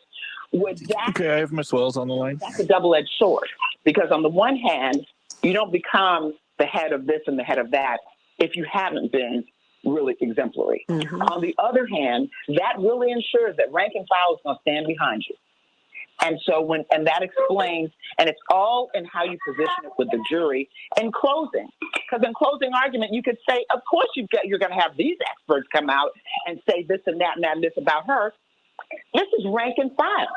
You didn't have to pay an expert. He has a vested interest in making sure that she doesn't go to jail, that she's not held accountable, that she is acquitted because of blah, blah, blah, blah, blah, what she represents, what he represents. Of course, he's not going to get a fee on that. So what you do in closing is you can argue, you can say, you can spin it. You tell that jury how to look at evidence differently, because they may say, oh, she's wonderful with all this. And all these people that came forward out of the goodness of their heart, bless her heart, bless their heart. She's good. You got to turn that around and pivot and say, oh, no. That's not what this means. What this reeks of is not a cover-up, because in this case you can't say a cover-up. What it reeks of is people lining up to protect her and do whatever it takes to protect themselves, to protect this corrupt system. You go through that type of thing. And I think I thought, again, I said yesterday, the best part of the trial for me, the strongest part from a legal standpoint, was the rebuttal from the prosecutor. He refocused and calibrated the case and put it right where it needed to be. All that other stuff was background noise. The least interesting part of the case for me was the defense closing. But I want to caution everybody. When you have defense lawyers that say any old kind of thing, throw it up against the wall. 1 minute. To see if it'll stick. That's what they're trying to do. Well, a mistake is not a crime. Right, it's not a crime. And everybody makes mistakes. But hear me, Santita, that's going to resonate with people. We have to be very cautious and not be dismissive. And they know these jurors more than we know them. They know everything about these jurors' background. And when people go up there, he was kind of Columbo-ish. But remember, Columbo always solves his cases. Absolutely. Columbo. 30 seconds. So while I thought it was not perhaps interesting, that's the word I will use as a lawyer, I will say this, that is what defense lawyers do. They throw everything up there in a way, and they might be speaking to one juror. Let me tell you something. It's one juror to hang it. I did not dismiss anybody. Look, I worked at Fox News. I went into the belly of the beast. Okay? Because you got to talk to everybody and understand their thinking, everybody. You got to know how people think. Stand by. Change the world, change the world.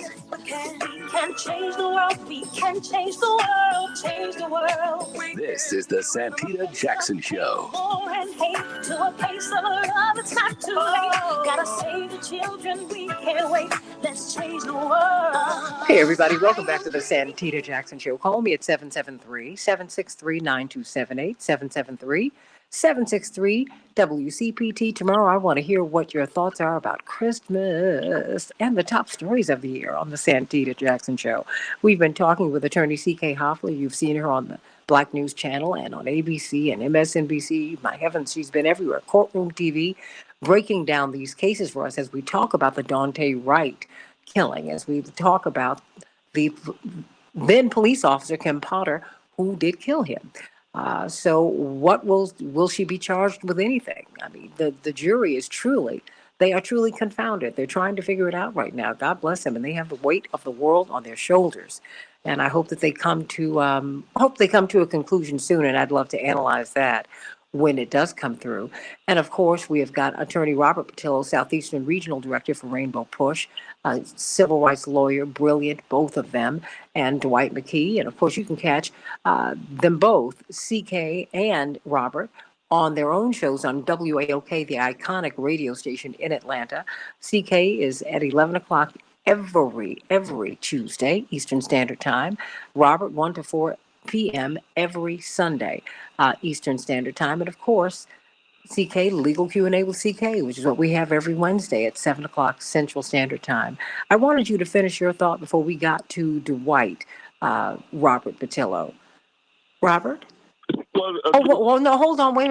I've got to get our vittles together. Ooh, I've got Chapearl here before I forget. Ooh, I'm just so into this case. Chapearl, Chapearl, you pulled one on us yesterday. Hold on, Robert. I didn't know she is making food, vittles, CK and Dwight, for New Year's. You didn't tell me that. Yes, Santita, we do make also, like our party favors, which are the hot wings, the Swedish meatballs, the barbecue meatballs, as well as also taco bars. And so it's so many things that we do in celebrations by us. We are a complete event planning as well as also catering company. So please don't hesitate to give us a call for all of your needs for your parties, as well as weddings, bridal showers, baby showers, whatever it is that you're needing. 708-526-4546. 708-526-4546. We look forward to serving you this season. Thank you, Santita. Well, now, how are we going to get our food for Christmas? Let me ask that question. Well, everyone is picking up today and tomorrow, and so we're open today from 3 to 7, and also from 9 to 12 tomorrow for pickup. So we have everyone scheduled. So we are moving right along, Santita. Thank you so much. I just had to ask. Okay, everybody, celebrations by us. Robert, now continue, because I'm sorry, it's the food for the holidays. Thank you. Hey, look, I understand completely, but the entire point that I was the last point I was just trying to make is, regardless of how damning the evidence is, the reason you put someone like a Kim Porter on the stand is once you get her up there crying, so for some reason in America, there's a switch that gets clicked when a white woman starts crying. We remember the Susan Smith case where she drove her kids into the lake. Then she got on TV, started crying, said a black man stole her kids. But people believed her for a couple weeks. We see this over and over again, and that's a big part of what the defense is in this case, because they never really put forward a true theory of why she shouldn't be guilty, except, oops, my bad. And at the same time, they highlight her experience, that she was the head of the police union, that she has 20 years of experience, and then just randomly on this particular day, she couldn't tell the difference between a Glock and a taser, and that's the entire defense. So we can tell that by the length of this deliberation that this is actually being effective. There's an old saying: if they deliberate long, they deliberate wrong. The longer that it takes often for people to come to a decision, they're probably going to come to the wrong decision. So it's going to be something we have to monitor, but never underestimate the power of that white woman crying on the stand. Can you briefly describe what happened with then Officer Potter and Kobe Demek Heisler? What happened, Robert? Oh, sorry, say that again? Can you describe what happened with her encounter with Kobe Demek Heisler and what happened in that case? Yeah, I think CK can actually do that better than I can. Okay. I can give you the broad strokes, but I think CK can give you the detailed strokes. CK, give me the detailed strokes on that. Because there was this young man who was on the autism spectrum. He had a really tough day. And his grandfather called, I understand, the police because he had been out and about and he was acting out. And the police physically encountered him, and they had to physically restrain him at home. And I guess the tasers did not work, according to the press reports. And can you carry it from there? And they ended up shooting him. So, right. Massive chaos in that case. And by the way, that case prior to this trial, it was not a subject of this trial, but it did come up. It was it was discussed, if you will, in the press. I recall hearing about it prior to this trial. And the reason why people were dismissive of this case and the relevance in the court of public opinion when it was discussed was because of the condition of the child, meaning he did have psychiatric challenges. There was evidence that because of his challenges, people believe, there was evidence that the course of action that was taken was reasonable under the circumstances, and it was just a tragedy. It was just a tragedy. Well, it's always a tragedy when someone dies. But what I failed to see in the commentary was the analysis of whether Kim Potter's response and her directives to her team were appropriate. I think all of that was missed in the shuffle, Santita, because of his mental state. There are many cases of people who have PTSD, soldiers who have served honorably in this country. There was a big case here in the Atlanta metropolitan area where they are in a space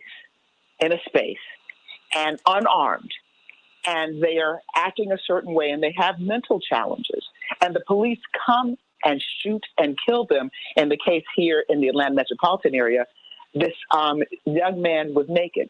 So he had no weapon, he had no gun, he had no knife, but he was just having a mental breakdown, and the police shot and killed him.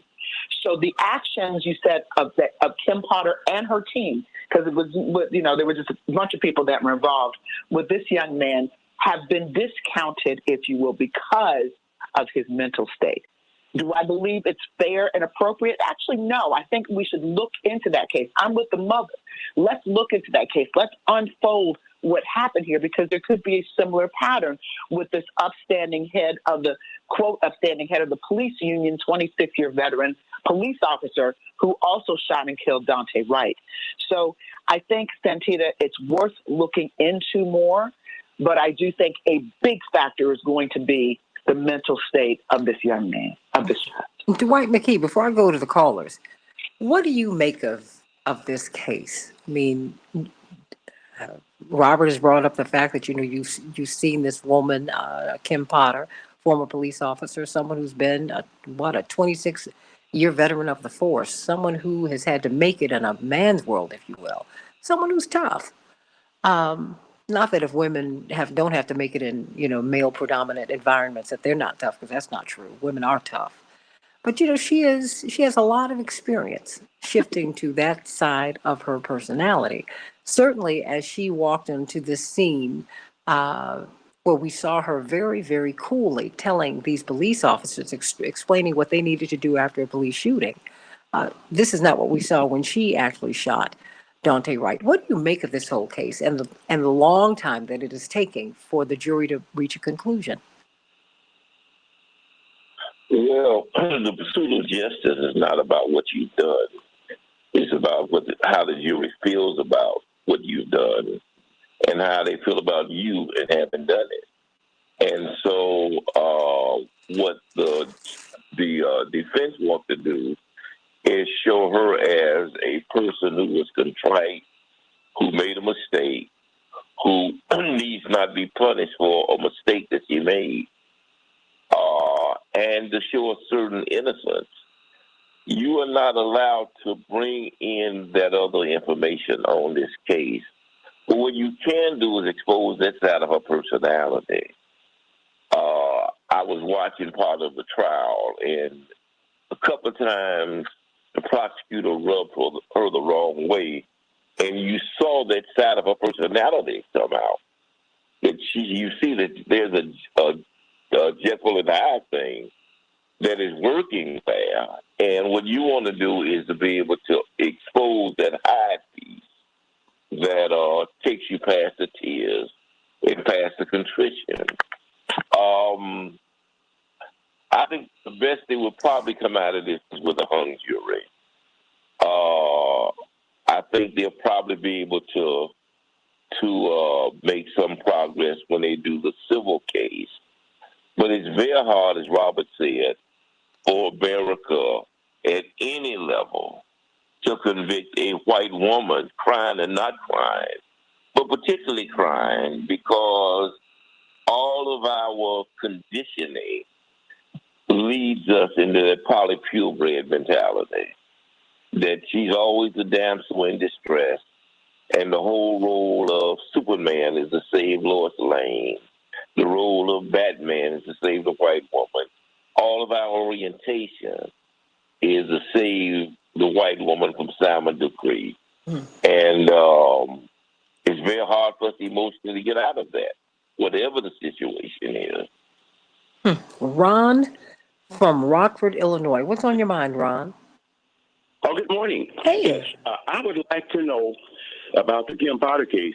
If an officer is right-handed and the firearm would be on the right side, what side would the taser be carried on? That was the question I had. CK? Well, according to the evidence, and there was a change in the policies and procedures several years ago, it would be on the opposite side. That's why this makes no sense. This confusion, I made a mistake, oopsie. The gun should be on one side, the taser on another side. The weight, they are different instruments. They weigh differently, they feel differently. There are different protocols when using both of them. This nonsense about I made a mistake, oopsie, makes no sense. The evidence points to the fact that it makes no sense. The evidence points to the fact that she was reckless and she should have known better. She was trained better. If you're going to be at the top of your game and a leader, then your training must kick in. It is inexcusable. It's not ever excusable, but if you are a novice and have never been trained on it, well, people might feel some kind of way. But 26 years, people feel like you should have known better. You know the difference between right and left. You know which is on which side. You have to get certified every year. You teach this.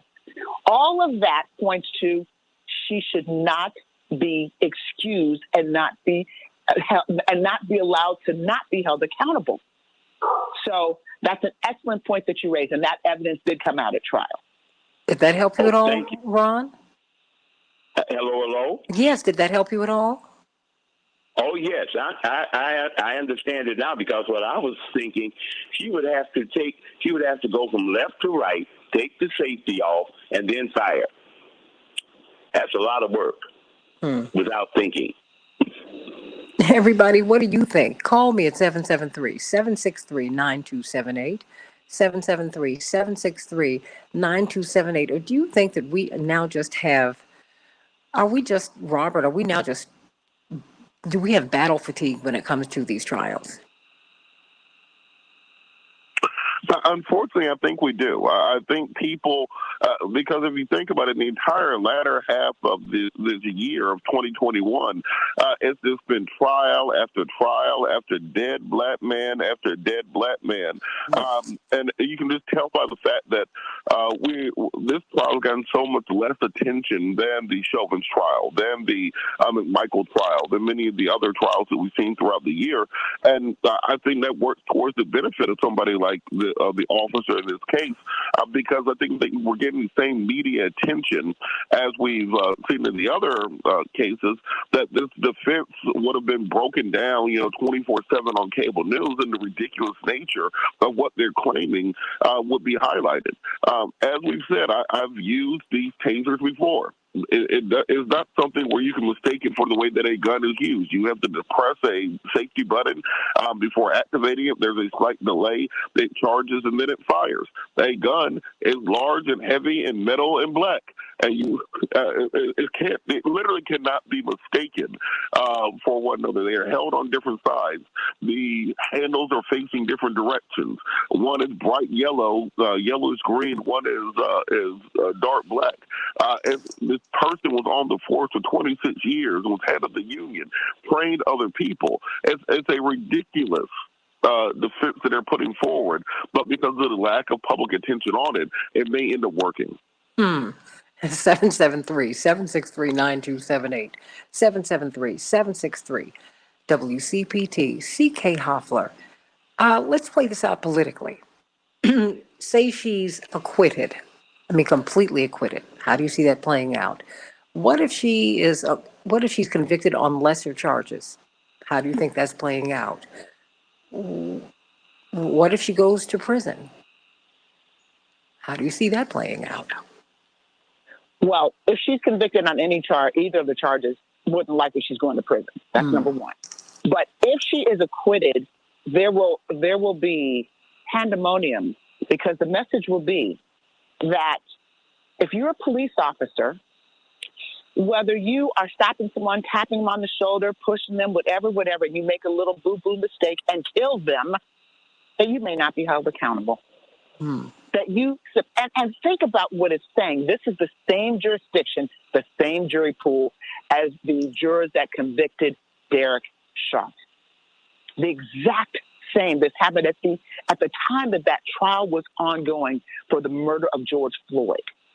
So if it happens that way, it's going to send a strong message that no accountability if you make a little boo-boo. And by the way, and that boo-boo results in the most heinous thing that can happen, which is killing someone when you didn't intend to, quote unquote, didn't intend to do it. You can use that justification for killing anyone. Well, I really didn't intend to. I just made a mistake. I thought I was going for my taser. And how about the old taser trick? There are probably songs that are in the making about this. I wanted to kill him, but I yelled taser, knowing I was going to kill him, and shot her and killed him. You know, there's so many bad things that could result from this, which again screams, yells for the need for policing reform. That's number one. To the second part of your question, what happens if she is convicted? If she is convicted, there will be some little bit of a backlash in the sense that there are people that feel that the police are being targeted at this particular moment. And so there will be some that feel that this is unfair, that it is unjust. She will undoubtedly appeal, but she will serve some time. And that's a measure of accountability. She will be alive to serve some time. Daunte Wright will never breathe, hug, enjoy a single moment with his family, ever. And the defense, let's not forget what made the headlines, really made the headlines, was the defense saying Daunte Wright he's the reason for his death. He's responsible for his death. He did it. It's him. It's because of him. You see, that is the narrative that's permeating. So that narrative will permeate throughout law enforcement as a justification, a nullification. And that's very dangerous.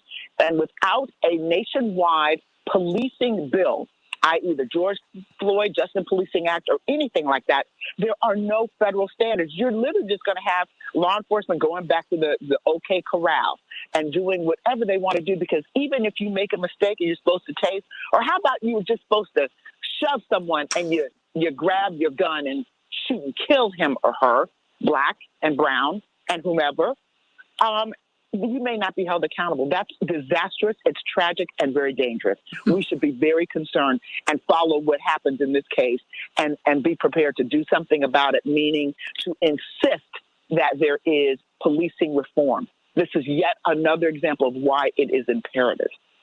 I'm talking with attorney C.K. Hoffler, civil rights attorney, and oh my goodness, brilliant legal mind. Of course, on WAOK every Tuesday at 11 o'clock Eastern Standard Time. And of course, she's on this show every Wednesday at 7 o'clock Central Standard Time.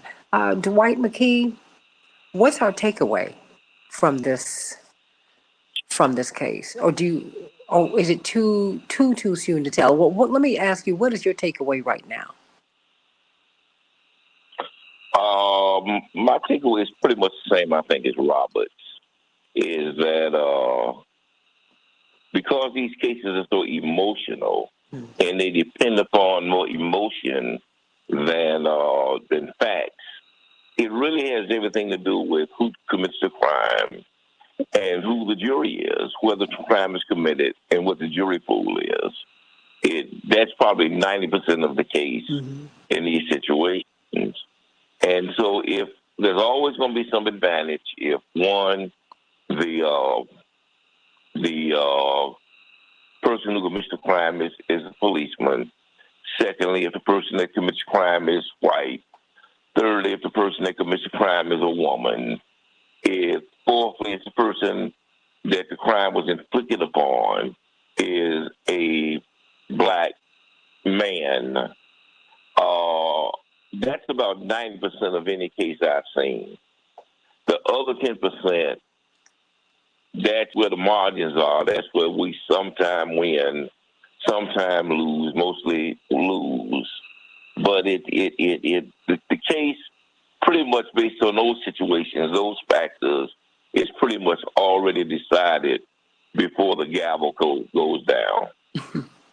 Robert Patillo, our takeaway should be what thus far? And what do you think we should be looking out for as we await the verdict from the jury? Well, I think what we should be looking out for is if the jury does come back to the judge for any additional clarification. Sometimes we'll see them come back with questions about the jury instructions. They'll ask for certain pieces of evidence to be brought back into the jury room to see if they're really trying to make the hard sell for an individual. We saw in the Rittenhouse case, for example, they asked for certain videos to be allowed to be seen by the jury. So that's something that we'll look for. I think the takeaway has to be we have to have better police accountability.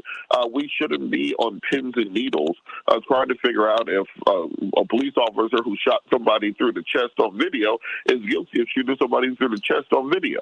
It's a little bit of a ridiculous place that we're at where this is even a question. And if this was in any other context, this would have been pled out. But they thought that they could really use the defense of, well, oops, my bad.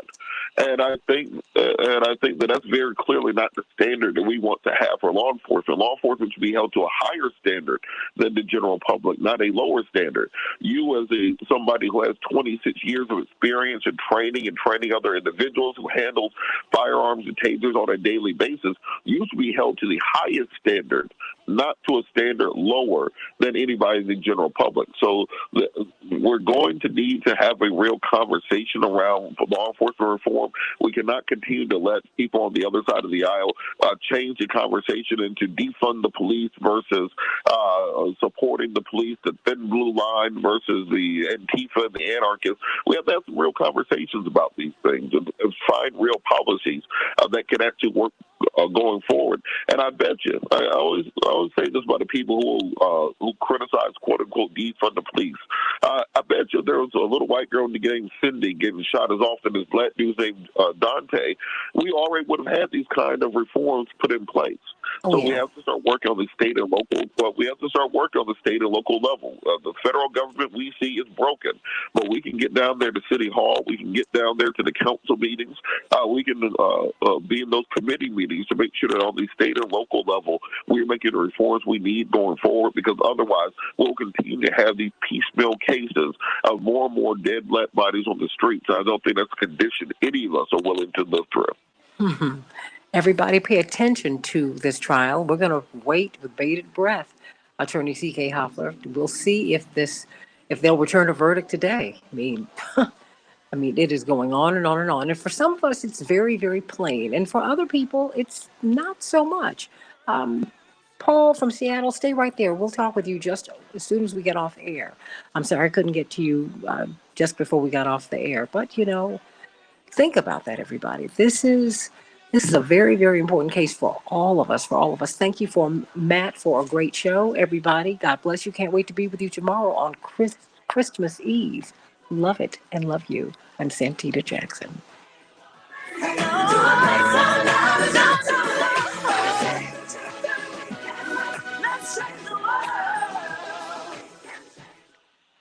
Matt, can you bring up Paul? Paul actually just dropped. Oh, he did? So. Okay, well, I had to let him go. Does anyone have anything else that they'd like to say? Dwight, CK, Robert? Well, the sad part of all this, is what it comes down to is what the jury most of the times is, do we really want to send this poor white lady to jail for what she's done?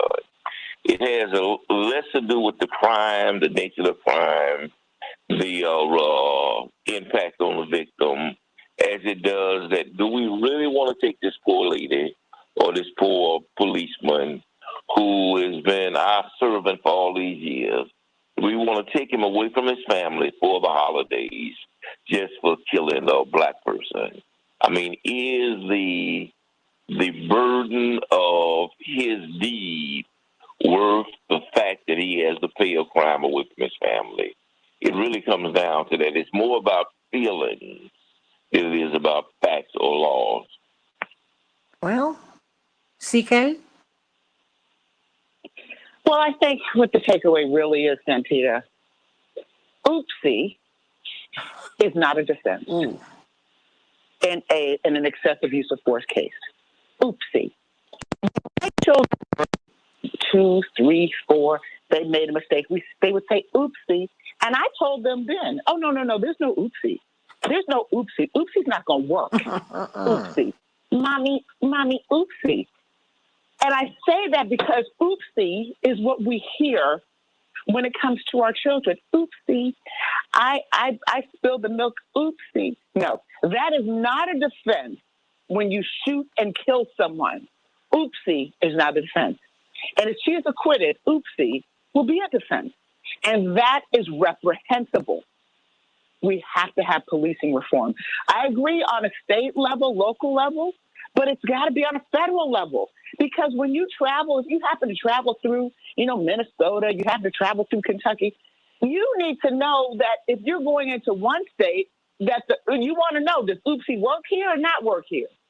Does it work in Kentucky and not in Hawaii? Does it work in Georgia but not in Alabama? We need federal legislation so that we know the rules of the game. We need policing reform.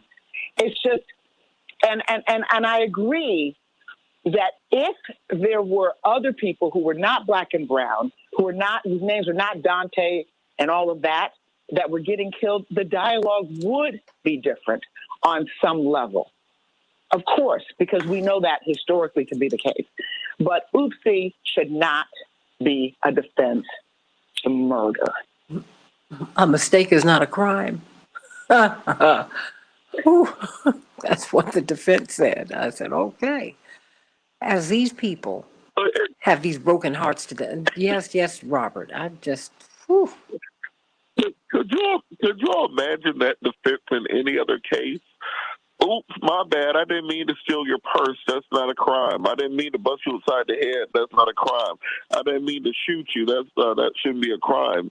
And the only thing to tell me that it was a mistake was me saying that it was a mistake. Every bit of contextual evidence says that this was intentional, but because I said it was a mistake, now it doesn't count as a crime. That wouldn't fly in any other context. And it's such a ridiculous argument. I think that's part of the reason this case didn't get as much attention, because I think the general public just assumed she was going to jail. And now, now that the case is over and in deliberation, people are finally looking at it and saying, wait a second. This actually might work. And I think that's the scary part of this situation. Well, I think that people are also have trial fatigue. I mean, talk about the past 2 years have been so tumultuous. We just think about it. George Floyd was just killed last year. I mean, this happened. It's just, this is a lot. It's a lot to take in. But you have to be vigilant. You have to watch this because this is a sign of our times. What does it say about our times, Dwight, before we go? Business as usual. I mean, it's because we're fatigued. I mean, that it does not keep happening and keep happening and keep happening and keep happening. And the people that do it keep getting away. I mean, if you saw the way that they treated Kyle last week, you'd have thought he was a hero. You thought he was a war hero coming back. And he's going to make a lot of money. He's going to be famous, and he's going to be a celebrity for having killed some people. It's something about this culture that is unresolved. There's an illness, there's a sickness that has not been resolved. And so this will keep happening. And regardless of what the law says, the law is one thing. Then I think they may change the law. But the fact of the matter is people operate not on laws, but on feelings and how they value the people on trial, as opposed to the people that do the crime, as opposed to the people that the crime has been committed on. It's a value system. It really is. It really is. Well, we'll just keep on going. But I'm with you, CK. You don't say oops. You're not gonna say oops and shoot one of my loved ones. That's not gonna work for me. That would not work. And Santita, I want to correct you. It's oopsie. Oopsie. I'm sorry. Because Oopsie. Oopsie to me makes it even more ridiculous. But what you tell to oopsie. No. This is not an oopsie situation. Oopsie. So oopsie. What? So I think, Santita, I probably need to stop right here before I go into a different tirade. But again, oopsie is not a defense to murder. Well, look, I don't have any children, but I know, and I don't think you need to have children to have felt for his mother and father when you saw them on the stand. I was like, this is horrific. And to think that this mother felt helpless. She's trying to help her son. Baby, calm down. It's going to be okay. Then she watches him get shot. What? And I have to tell you, a lot of times in closing, you've got to remind jurors, because she was the first, one of the first witnesses out the box. So that was 2 weeks ago. And so, with all the trauma of a murder, seeing pictures and videos and all that kind of stuff, people forget the original testimony. So in closing, you got to bring it back home and remind people of how critical, how tragic that testimony was at the beginning, the mother, because they're focused at that point on Kim Potter's tears, her tears, and her grief, and her pain, and her remorse, and her blah, blah, blah, blah, blah, blah. And I'm not saying she doesn't experience some of that, but she, who is held to a different standard, who is licensed to carry a gun and to use it to kill people, she has a license to do that. That's a small population. People in the military, law enforcement, they are licensed to kill. This is not a James Bond moment. They are licensed to kill. When you have that license to do it, you're not Bobo on the street. You're licensed to kill.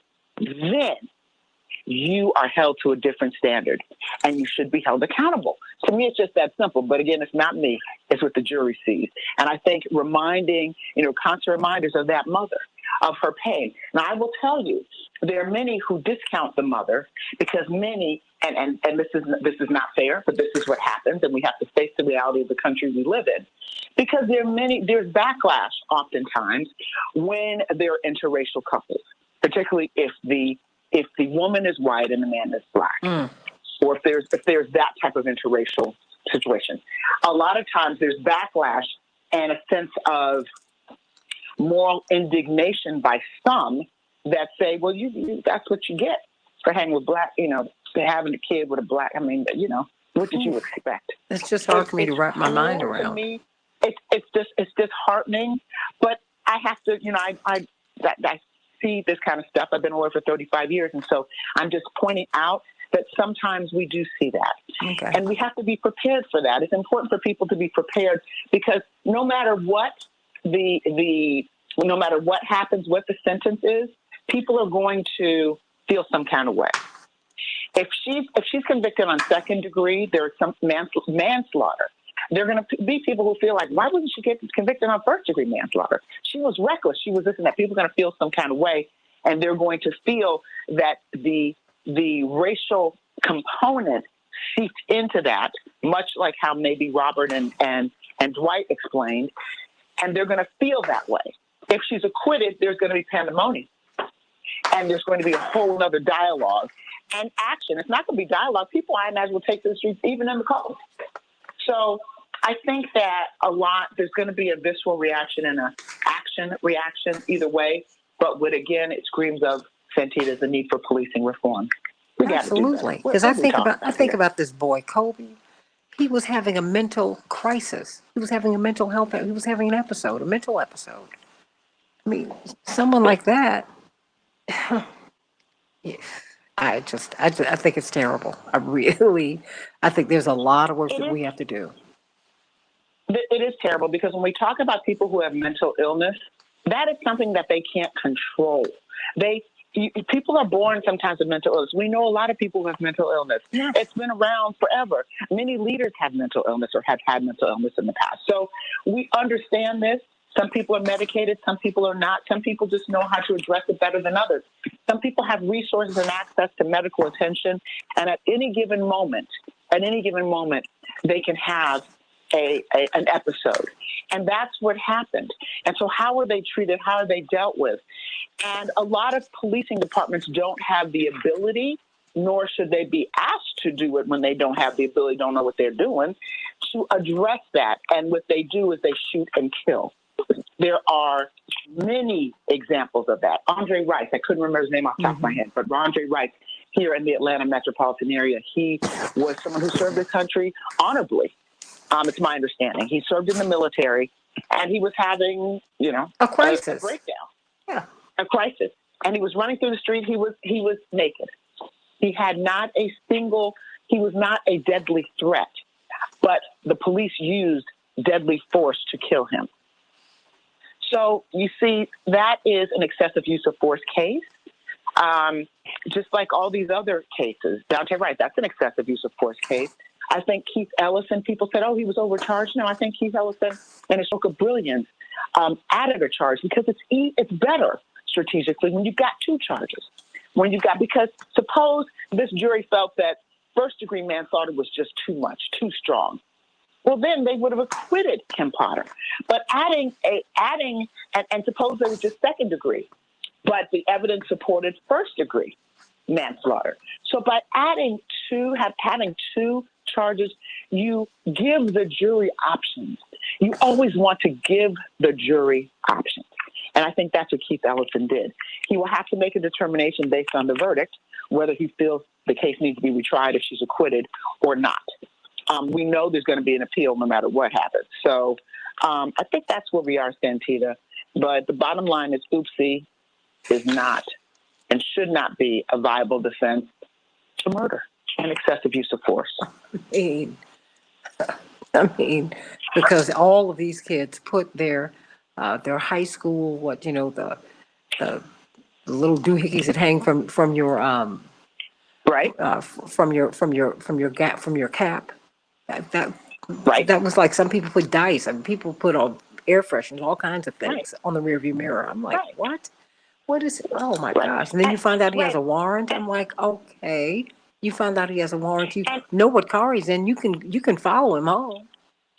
Well, and the other thing too, Santita, during COVID, there are a lot of people who have not responded, not appeared in court as they should have, not responded to summons, not responded to subpoenas, not renewed their tags, not done all of this across. If you talk to law enforcement who deal with that and judges who deal with that, it is a chronic problem. And the excuse, which is COVID.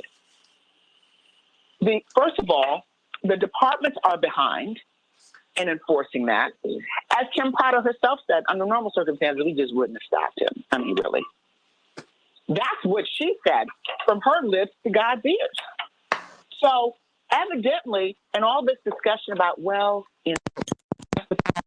and using Kim Potter, that's after the fact. Kim Potter didn't think she should use deadly force. She yelled out, I'm going to tase you. I'm going to tase you. Taser, taser, taser. That's right. She signaled what she felt was appropriate. Forget about what after the fact, what experts to the expert of the expert, every expert saying. She is the person in the best position to articulate what she felt. 26 years, leader of this, leader of that, head of union, this and that, felt was appropriate at that time in that moment. She is the best person to make that assessment. She wasn't crazy. She didn't have mental disorder, according to what was presented as evidence. She was in her full faculties when she made that determination. So listen to the evidence of what she said. She admitted that she committed a crime. The only question is, will we hold her accountable? It's really just that simple. All this other stuff is just making something that is pretty simple complicated. But having said that, I do understand why the jury is struggling with this. I certainly do, because of the evidence. I really do. I do too. After all, we're human beings. I mean, it's we're human. You see somebody, there's some people who are cold-blooded killers who express no remorse, who now maybe she's being a little bit dramatic, whatever, and perhaps the impetus was she's facing jail time. Yeah. I mean, I don't know. And I think without a question, But that's what she said when she was crying on the scene and everything. Yeah. But does it really matter? Does it really matter? The bottom line is that shedding of tears obviously had an impact on the jurors and had an impact on everybody. Either people thought they were crocodile tears or people thought it was legitimate. So everybody had a visceral response to her shedding tears and her breaking down. I don't think it was now Cal Rittenhouse had a lot of coaching and there was drama. But everybody, when confronted with the thought that you might spend your life in prison or years in prison, probably going to break down and cry. If you haven't been in prison before and don't have an expectation or don't, and even if you have been in prison before, life in prison, most people are going to break down and cry. Well, So also, I don't know her breaking down and home. crying- I don't know what's going on. I don't know her inner life. I don't. So I really try to give people space. What bothers me is that, the disproportionate, the killings of Black men and women in disproportionate numbers. And that should bother you. That bothers me. That should bother you. It should bother all of us. Yeah. Because that's the reality. And that's why I go back to the need for policing reform. Mm-hmm. Because whether Kim Potter is acquitted or not, there's a need for policing reform. This discussion accentuates the need for policing reform. I think there is a certain amount. You asked, you think there's, that people are tired of these types of cases. Yeah, they are. But right now, I've been covering the Giselle Maxwell case. She was she was the right-hand person of allegedly one of this country's most notorious child traffickers, abusers, sex traffickers, child sex traffickers. Among other things, because he was a very connected guy.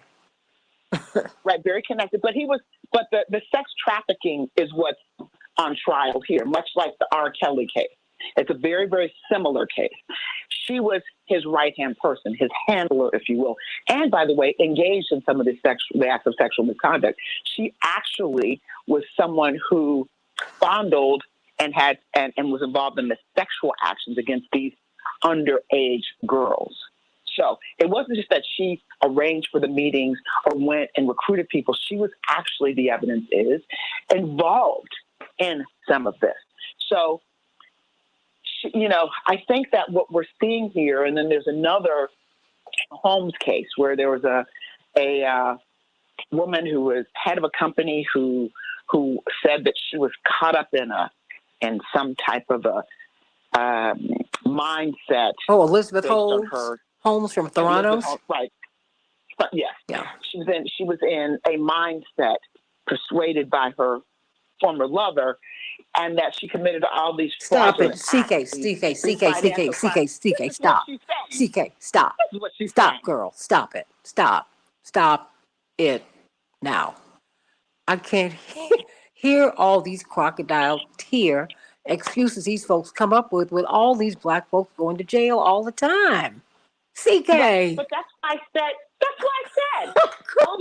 Oopsie should not be a defense. I lost my mind in love should not be a defense. He was so powerful should not be a defense. I'm just saying, if it works for them, it should work for me. You know what? I was having a bad day. I fell in love, everybody. And you all understand that. Yeah, I got it. And I was caught up. Caught up in a love affair. And then I was the only woman. Yeah. She even changed, Elizabeth Holmes even changed her voice, girl. She was like Michael Jackson. She had one voice here. Michael did that as a calculation, though, so he could get his business done. Well, and this is the thing. None of that, all of these defenses, like even the defense surrounding the murder of Ahmaud Arbery, I feared for my life. He was a big, hurly, burly, aggressive, I saw in his eyes murder Black man. Not a single shred of evidence of that. Not a bit. Not a bit. Unbelievable. And so these are defenses. But Santita, in the world of criminal claims, criminal litigation, allegations, that's what it is. Coming up with and seeing what sticks. That's how you defend a case, and seeing what sticks. So I do have to run. This has been magnificent. Thank you for this forum and for raising these issues. And I'm going to, during the holidays, when my kids are both home and We can love on each other. I'm going to remind my children that oopsie is not a defense and to not get confused, ever. Honey, and Because just oopsie- the America that we're living in, and they need to know that. That's the upside of this moment. That, we're having it. My cousin, Lawrence, brilliant guy. He said, one thing you have to understand is this: we are having an honest moment. And it's just true. So, all this shock and awe, and, oh my gosh, I can't believe this is happening. No, honey. We're having a very honest moment. So now we can really get down and work out these issues. Dwight, are you still there? I am. Is there anything else you'd like to say before you go, Robert? Anyone? I wrap up by saying, if you can only imagine if the shoe was on the other foot and he had a gun and a taser, him being a young man, and he pulled it out on the police lady and said, taser, and then shot her with a gun, how long that deliberation would be. Well, wait a minute. Dwight, in furtherance of your point, what about the black police officer who is serving time, right now, for killing the white lady? Remember? They sent him to jail immediately. Right on the spot. Talk about in Minnesota. Yeah. In Minnesota. Yeah. Well, one or two things that happened to be sure on this, but the black police officer would have been killed, number one. Let's just be real. Or whatever. But just would have been killed, would have been tried. That would have been the speediest trial ever. And so, yeah, we have a lot of examples of that. But again, it reeks policing reform. But we know this. This is not new. Dwight, when you were starting out in your civil rights journey, this was also the case then. You all were preaching and trying to sensitize us to understand the world within which we live. Santita, your father, your mother, that generation lived that, breathed that, and marched so that we would have a better life. This is not new. This is, in fact, old. The only difference is where we are now, let's be about the business of reform. There were those that marched so we had the ability to speak about it. Now we have to be about the business of doing it. Doing it. Well, thank you. Every time I try to leave, Santita, I have another thought, but I really must go. I have a meeting. No, girl, do your thing. I'm going to call you all because we're going to have a wonderful show tomorrow because we're going to close out the year. Okay? So I'm going to reach out to y'all so we can have a nice little chat about the biggest stories and and the fun we're going to have and what we're grateful for. We're going to do all that tomorrow. Dwight, love you. Okay. Robert, love you. Are you still there? Anyone? Yes, ma'am. Have a good day. Robert, I wanted you to give us a final word, honey bun. I didn't realize you were still there. I think the final word has to be that we have to stop simply accepting this as being the nature of America. I think that has to be our marching orders going into 2022 because we all see it. We all realize it. We all recognize it. Now, how do we change it? How do we change the system so that, Dante has the same rights as Crying Kim does? So that little Kyle has the same rights as, little Contavious. And I think that those are the conversations. That's the next thing. We have to stop doing this on a case-by-case basis and figuring out how we can make the systemic changes where it's no longer just expected that they're going to get off, but rather that we can actually have a system of justice that applies equally to everyone. Amen to that. I think I just saw on a T-shirt or something. We want innocent black children to have as many rights as guilty white children. And that kind of equivalency is problematic, but the system is problematic. There's something that is off here. Kyle Rittenhouse killed 2 people, and he is a hero. He is being lifted up this way. And his mama and daddy are letting it happen. Don't let that piece get lost on you. That the people who are responsible for shaping this kid, because he's still a child to me at 18, that they think this is okay. What does that say about his parents and the culture that we're in? Because they serve on juries too and help to shape policy and vote and all of that. That's the tragedy. So don't let that be lost. But again, don't act like these parents are aberrations. They're very much they're right in the heart of the American culture. And don't you forget it. And we're not going to be well until they get right. And D-Ray, you say she is a dinosaur seeking sympathy. Oh no, baby, she's real modern. She's real modern. She's a real American woman of the 21st century. Bam. Okay. So just know that. Know what we're looking at. This is real. This is very, very, very, very real. So I love you all. Can't wait to be with you tomorrow on the Santita Jackson Show. Matt, thank you for all the wonderful work that you've done. So impressed with all of your growth. And I hope you're having a good time while you're doing this show. God bless you, everybody. Morning stars, I love you. Remember, please meet me on the Santita Jackson and Friends page, not the Santita Jackson page, the Santita Jackson and Friends page. And please like me over on Twitter at Santita J, and my Instagram is Santita Jackson IG. Santita Jackson IG.